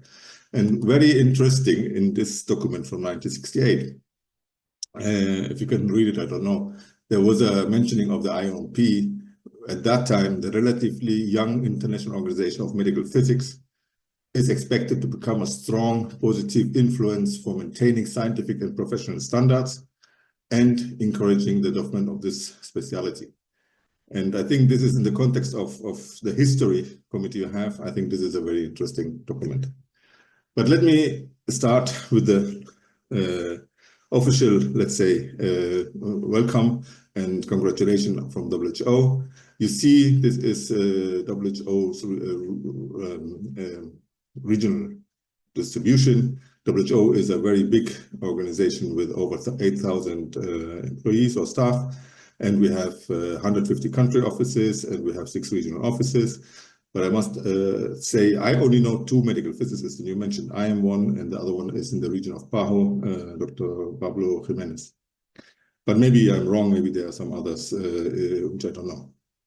But from the radiation point of view, or from the core mandate, which is also linked to the work of my unit, where I am aligned, and the Department of Environmental Health, you see that the core function of WHO are leadership on matters critical to health, partnership where joint actions are needed, shaping research agenda, setting norms and standards, articulating ethical and evidence-based policy, and providing technical support, also mainly for countries. And last but not least, monitoring health situation and health standards. And in many of these activities, I see the role of radiation or medical physics and radiation is very strong. And as many already mentioned, we are in very good and official relationship with many organizations. So the partnership of WHO, because we have a very small team in the area of radiation, but we're working with other international organizations like the IEA, ILO, ANEP, UNEP, ANSCARE, and so on. But we have a very strong support from member states through a formal coordination, which is called 2 collaborating centers, and there are 22 only in the area of radiation. Then we have a very good relationship with NGOs, non-state actors in official relation, and was also mentioned by PIP and others, that IOMP, ISR, and ISRRT are one of the most active, and ICRP, the ICRP. All these are very strong liaisons for our work. And to focus a little bit my talk, I wanted to go on the role or the importance for WHO, where we can see the role of medical physicists. And you see that WHO is one of the co-sponsors of the basic safety standards. I think this didn't come up yet in the discussions today, where it makes the legal base for many radiation protection regulations worldwide. So it's a common document from IAEA and the other co-sponsors, PAHO included in WHO. And with this, I think you have a solid base for implementing radiation protection worldwide.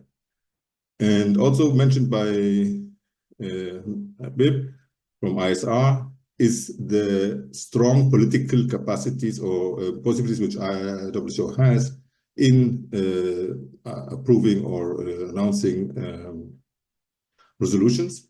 And this resolution from 2023 on strengthening diagnostic capacities includes a paragraph on the basic safety standards and to protect patients, staff, and public from the exposure of ionizing radiation. And this is in fact the work of our unit. So if I look now, taking the, let's say, the legal bias and the role of medical physicists, I see the strongest involvement for medical physicists in radiation protection in medicine. And the modern health technologies which are developing, and John, you and others already mentioned very much the AI, and maybe 50 years ago it was computer itself as an innovation. And I think and I hope innovations will continue. And the role of the medical physicist in this regard is always very important, especially from a radiation protection point of view. Then you see that the focus is the patient within the medical settings, but I also heard that before from the colleagues from IRPA, the protection of workers and the public is also linked very much to the work of the medical physicist. And sorry to repeat, but we have not agreed on this, but I think as we are all working together in the same area, you will see that we have the same interests. And the publication, the recent publication of the Enhancing Radiation Safety Culture, which was developed together with IOMP, IRPA, and the IAEA, just published, also highlights the important role of the medical physicist in this area. So safety culture is also part of our jobs.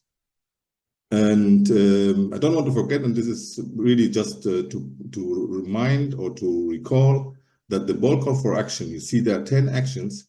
Out of the 10, I can see nearly in every of these 10, the medical physicist involvement is important.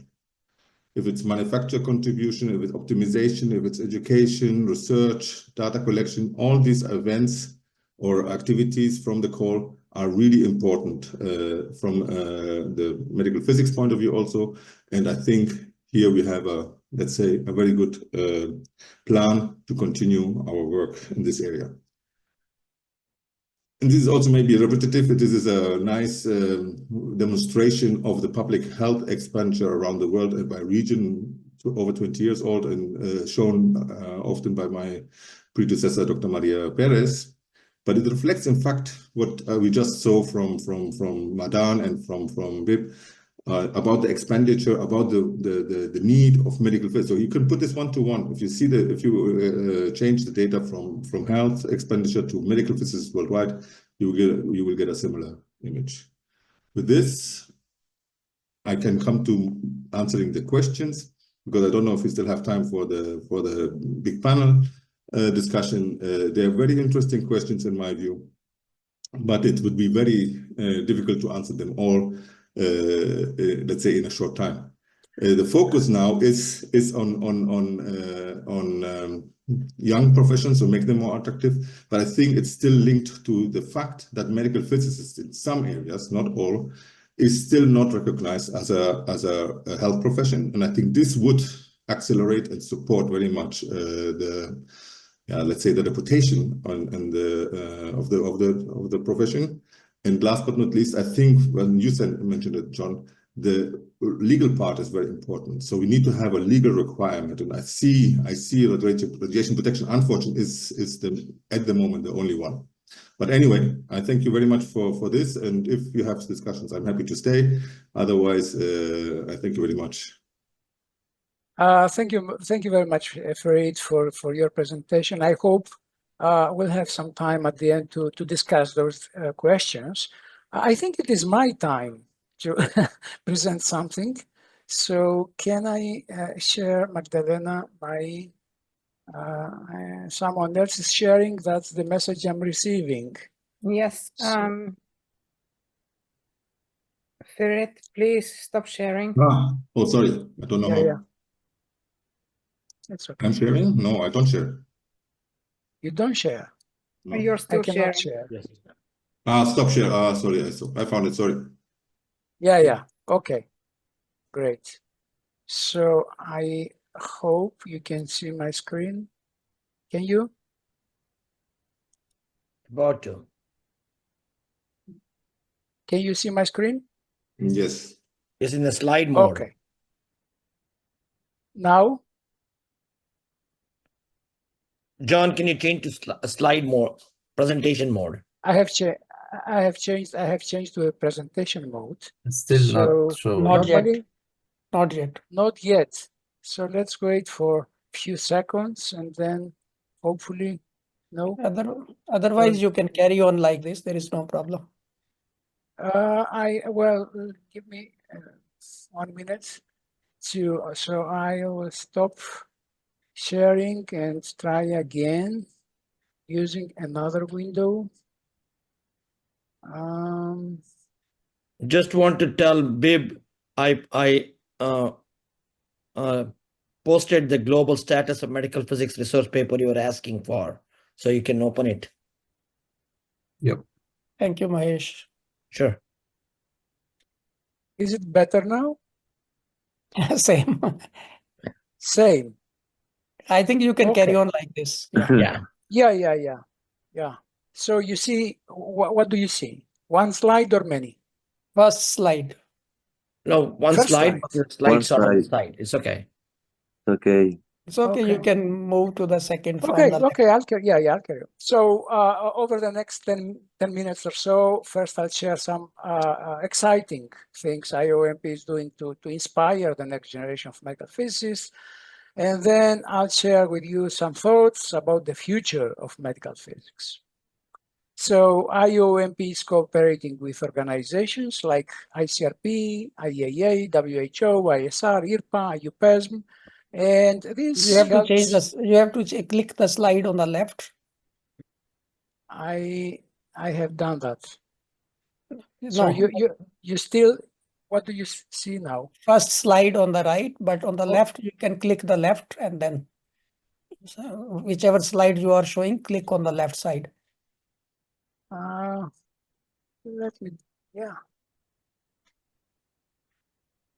So I have changed my slides. No, it's the first I think, one. John, you're seeing the presentation mode in your computer, but the sorter on the left-hand side, that's what we are seeing. So best thing is to go to the left-hand side and go by the slide, clicking on each slide.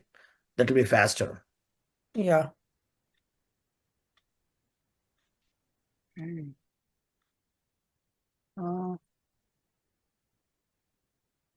Can you see now the next slide? No, the first one.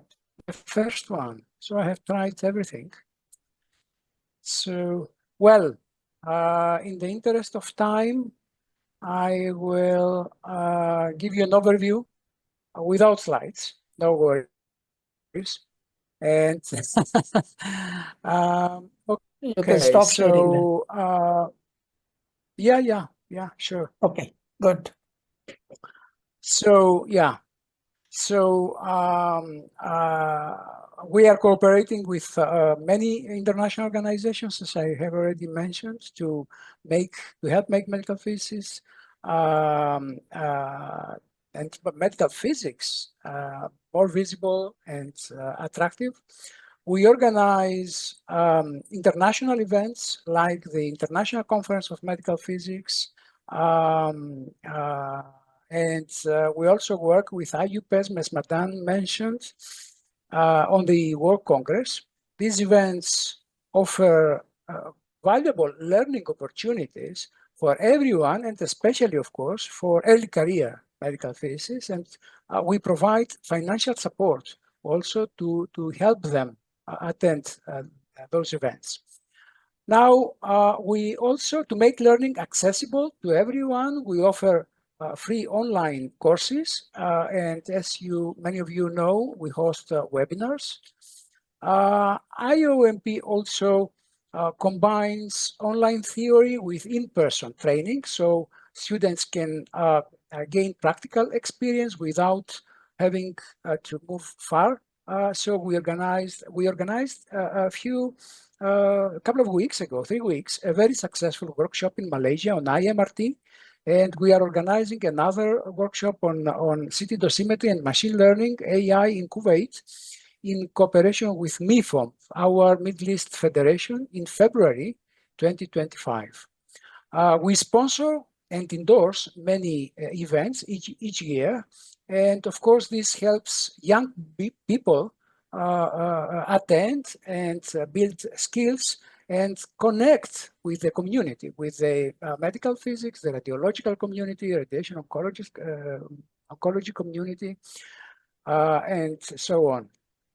We have an accreditation board. Our board ensures that MSc courses, residency programs, scientific events meet high standards.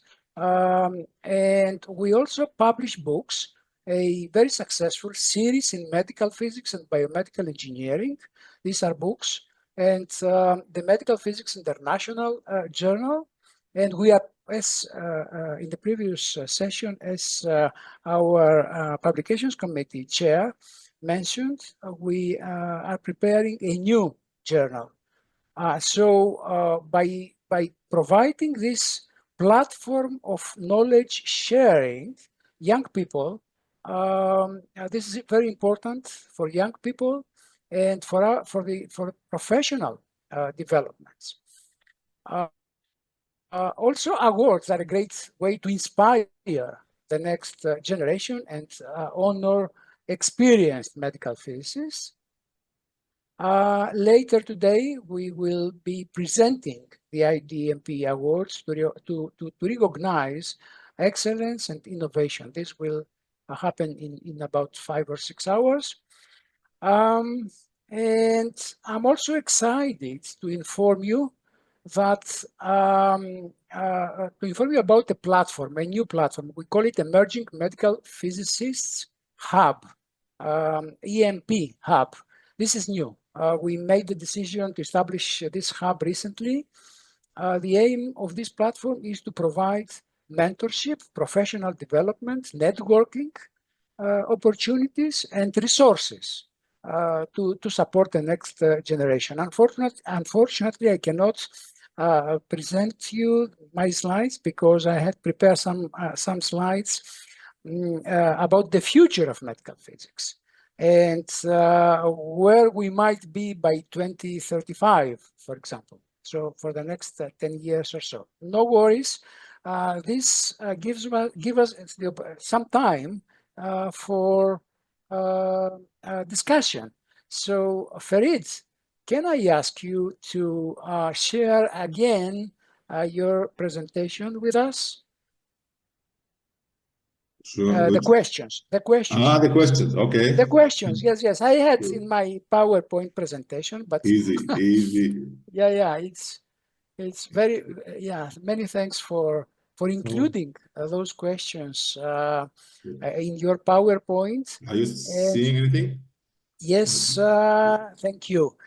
So the first question is, how can we effectively communicate the importance and impact of medical physics to young people, especially those from underrepresented groups? And I'm not quite sure if we have time to discuss all these topics, but at least we should discuss one or two. And I would like to give the floor to Dan. Dan, sorry, apologies for not been asking you before to share with us some your knowledge and thoughts about the day and how to inspire medical physicists. So shall we discuss this, starting with you, how can we communicate the importance of medical physics to young people? I think radiology can help. Yeah, well, thank you for inviting me to be present here, and I enjoyed the presentations touching on many of the points that are really important to address. The questions, I think, too, are really insightful. That the first one is challenging, but I think, like anything, it is finding a pathway or an environment or some form that is recognizable and attractive to that audience. And that may come in the form of having the medical physics model embedded in other things that are accessible to those who are early in training. Working with radiologists, working with other healthcare providers, if there's a way to partner rather than having the medical physics a theme be front and center, partner with things that are recognizable to those individuals. Through medicine, it might be through through radiology, and that partnership with the clinical professional body, I think is an important thing to consider there. It's also having a sort of an approach or an aim that is recognizable to them in terms of advancing, societal healthcare and so on. Something like, embedding the medical physics importance in mammography in terms of social importance in medicine, something that they can recognize personally from their family members, et cetera. I guess what I'm getting at is finding resonance with that population through, not non-traditional means, but through partnerships there that are more worked out pathways in terms of training, like through medical school, but also linking it to things that are immediately recognizable to them. Another thing might be point of care ultrasound, because that's something that is incredibly valuable, whether it's low and middle income countries or more developed countries. That's something that involves so many different medical providers now, from physicians to advanced practice people to technologists,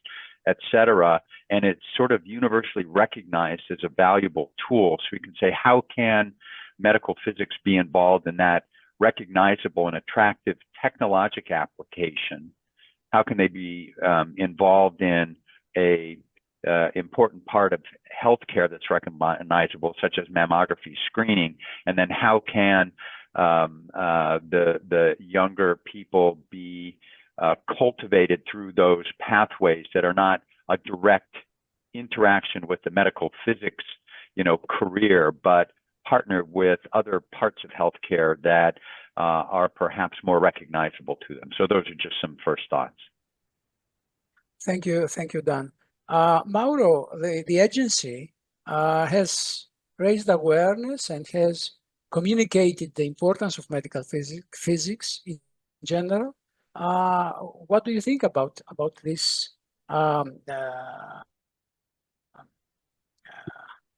impact of how to communicate the impact of medical physics to young people, and especially how can provide opportunities for low resource settings, for low income countries, to increase the number of medical physicists? Yes, thank you, John, for the question. Actually, this is not an easy question, honestly, and we often reflect on what the best approach might be in this regard. As medical physicists, we all have personal experiences talking to people who are unaware of the medical physics field and its significance in clinical settings. So the key message we need to convey is that behind every successful radiation medicine procedure lies the expertise of a medical physicist. And without medical physicists, the safety and effectiveness of imaging and treatments involving ionizing radiation would not be guaranteed. So we believe that outreach campaigns aimed at raising awareness among the general public could be an effective means to increase understanding, and both national and international organizations play a crucial role in this.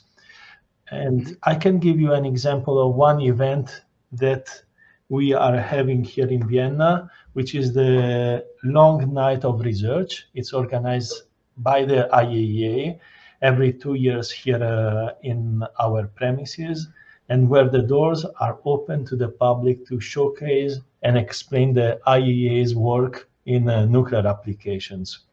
So this event gives us the opportunity to engage with thousands of visitors from the local community, particularly younger audiences, and introduce them to the fields of radiation metrology and medical physics. This is just an example, but based on our experience, we can truly say that there is there is a direct impact of such efforts on the general population. This is how I understand the question. So how we can, because it's different talking to those who already are in the field, even students that selected medical physics, but even before, how to raise awareness of the role and importance of medical physics. And this is how we see. However, for instance, we are also working on providing opportunities for our young professionals. And for its part, the IAEA launched the Marie Sklodowska Curie Fellowship Program in 2020 to support an inclusive workforce of men and women who can drive scientific and technological innovation worldwide. And each year, a number of students receive a scholarship for a master's program in nuclear-related studies, such as medical physics, at accredited universities.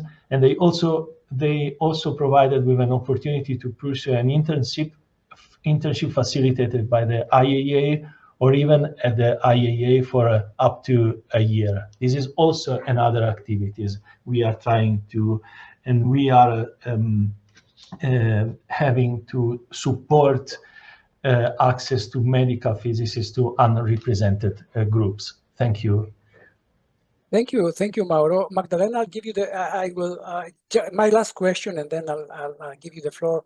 My last question is I would like to hear from our young colleagues, Luz Eliana and Mario. Do you think that digital learning platforms and webinars can bridge the gap for medical physics students and young medical physicists, early career medical physicists in regions with limited access to formal training? For example, Luz Eliana, can you hear me first of all? Yes, here. Okay, in Colombia. So do you think that digital technology can bridge the gap for you and for other colleagues in your region? Because there is a gap, right? In training. Okay, well, with respect in the gap for the training, actually in Colombia have different associations and realize different congress on events for the participation for the young professionals and professionals in medical physics. Colombian and Colombian associations on medical physics is joined to the ALFIN, is a association of Latin American that realize different events and conferences and webinars, and was opportunity for the participate and training in different topics in the medical physics. With my experience for the mentoring program teams, I consider that is a unique opportunity for learning, cultural and scientific enrichments and professional growth. And it's an opportunity for learned about the experience the mentor offered. Yes, so no more. Great. Interesting. Okay, Magdalena, would you like to jump in, or shall I continue with the next question? As you wish. Please, John, continue. Okay, and the employment opportunities, in my opinion, this is very, very important to find, to increase the opportunity for medical physics graduate to find a job, especially in regions where the healthcare system and especially the medical physics is not fully recognized or is not recognized at all.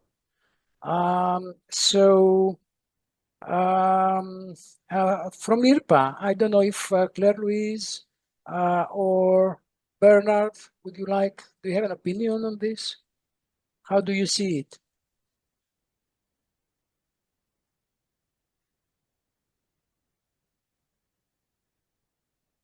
Struggling to unmute myself, sorry.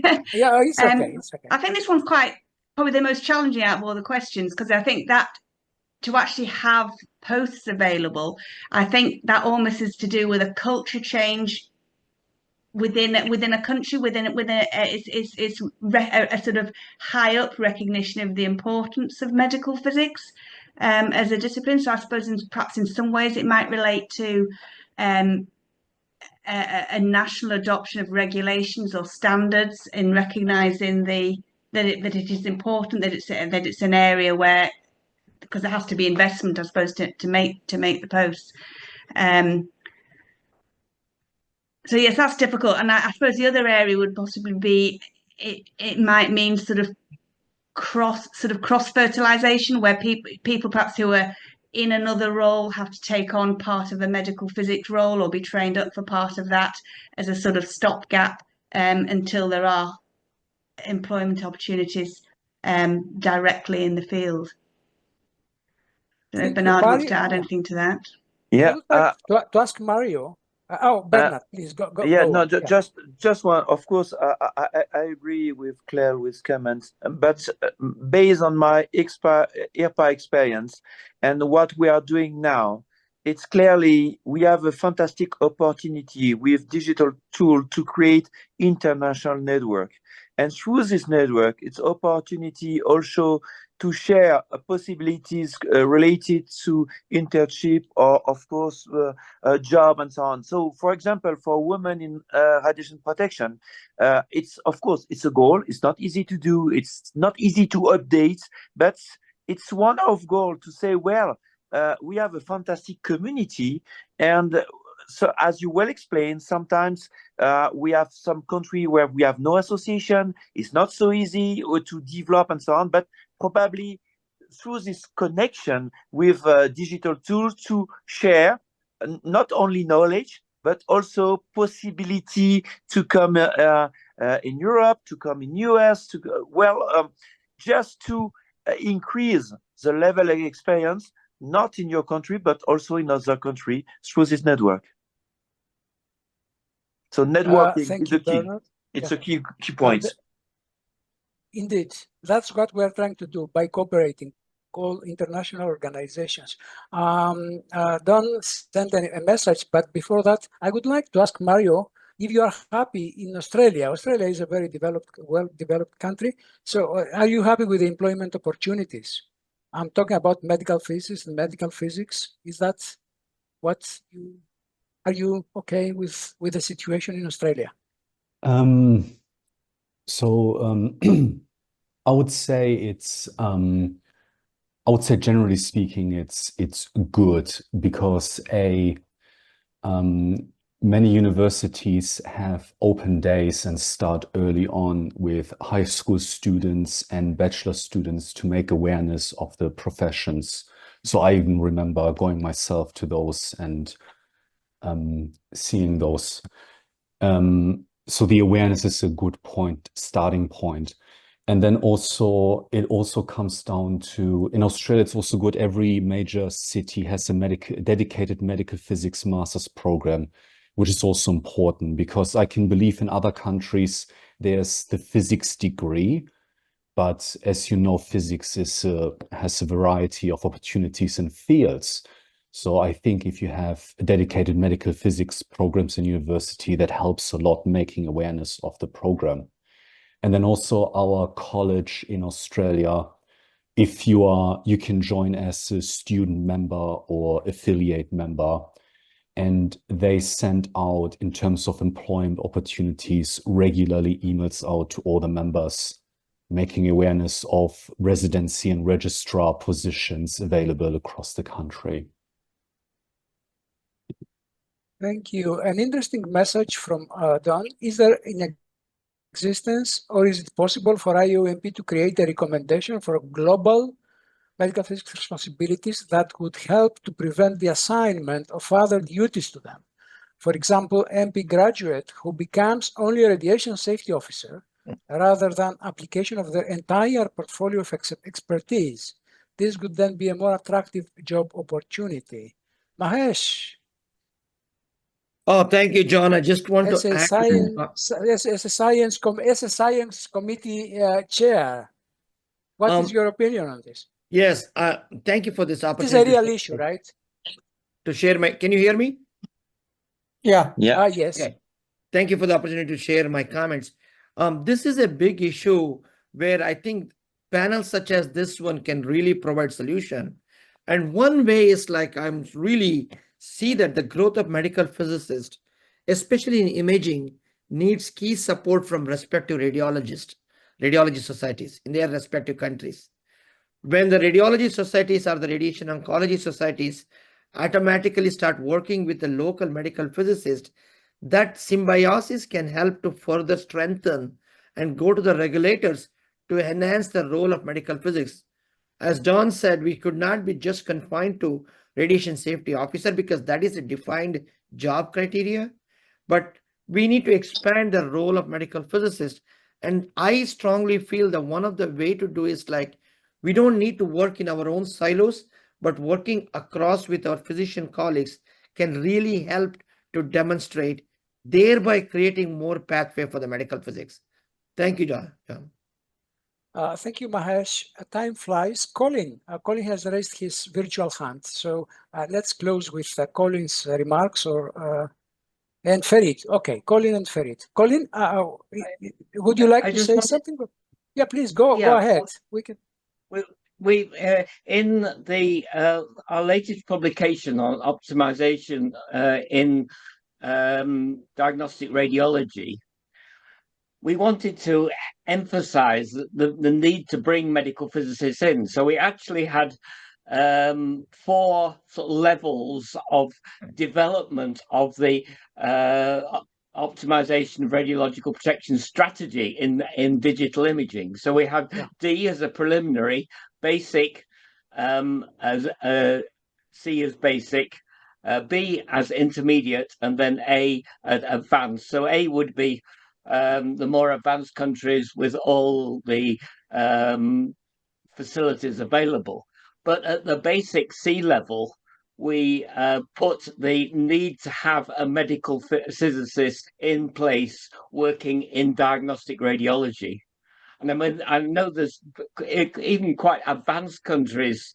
I think Japan, who has very limited medical physics involvement, and quite a lot of countries in Asia who don't have medical physics involved in diagnostic imaging at all. And so we've tried to introduce this as a sort of recommendation of the ICRP. So we hope that's one way of trying to encourage it. Indeed, those different levels of optimization and that approach is, we have discussed it internally at ICRP Committee 3 level. I think it is an excellent approach. And the problem of lack of medical physicists in diagnostic intervention radiology, I think it is really a big issue. Madan. Thank you, John. In the interest of time, I'll be brief and summarize my information against all the 4 points. I am sure it is true for all of us present in this event that we use Google search and maybe PubMed for all our work. But that is changing. The whole scenario is changing. The last 3 decades had seen major change by the discovery of internet, by the discovery of email, and all those. Now with the AI, I see that my time on Google search has become almost half, because that half is replaced by going to AI tools. I go to Perplexity, u.com, ChatGPT. So they are replacing. So whatever e-learning resources we have created, or whatever educational resources we have created, that all will need to be targeted, that they should appear prominently through these AI search tools. And I see that still the AI search tools are not picking up adequately the scientific professionals' resources. So in fact, for all our future communication needs as well as for promotion, we will have to optimize the resource availability through AI the way we have been doing for Google search. I think that will help a lot. And most of us are going to use AI resources for our work more and more. Thank you. The future is looking incredibly bright, in my opinion, full of possibilities for the young scientists, the young medical physicists, the young radiologists. Farid? Yeah, sorry, I don't want to be the last one, but just to highlight one, I will lower my hand now. One important point, I think.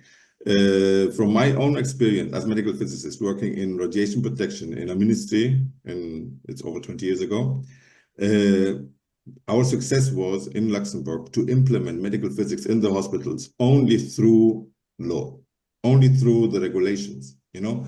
And many medical physicists who are in research, scientists, and so on, they don't like this fact that only the requirement, the radiation protection requirement in Europe at least, opened the door for medical physicists especially in diagnostics. It was not possible before. And even though I don't think it's only financial, because people want, I just remember the time, they had 20 IT people in the hospital, but no medical physicist, you know? So we forced them by law to engage one, and then they showed their, not only the radiation protection part, they showed also their added value to the radiologists, to the other colleagues in the hospital, to the management, with their colleagues in biomedical engineering who were responsible for procurement. So my summary of what I prepared for this session was really, even though it for some would not be very attractive to be responsible, let's say, for radiation protection should be part of medical physics. And the other point is to be a health professional recognition, which unfortunately, I must say, it's also maybe 15 years ago where we missed the opportunity to get this done by ILO. Thank you. Thank you. So thank you very much. Magdalena and I would like to thank all of you for your participation in this session. As we conclude this webinar, let us continue our collective mission to inspire and support the next generation of medical physicists, the next generation of radiologists, the next generation of all healthcare professionals. So once again, thank you for participating in the webinar. Dear colleagues, thank you for your attendance. Happy International Day of Medical Physics. Thank you.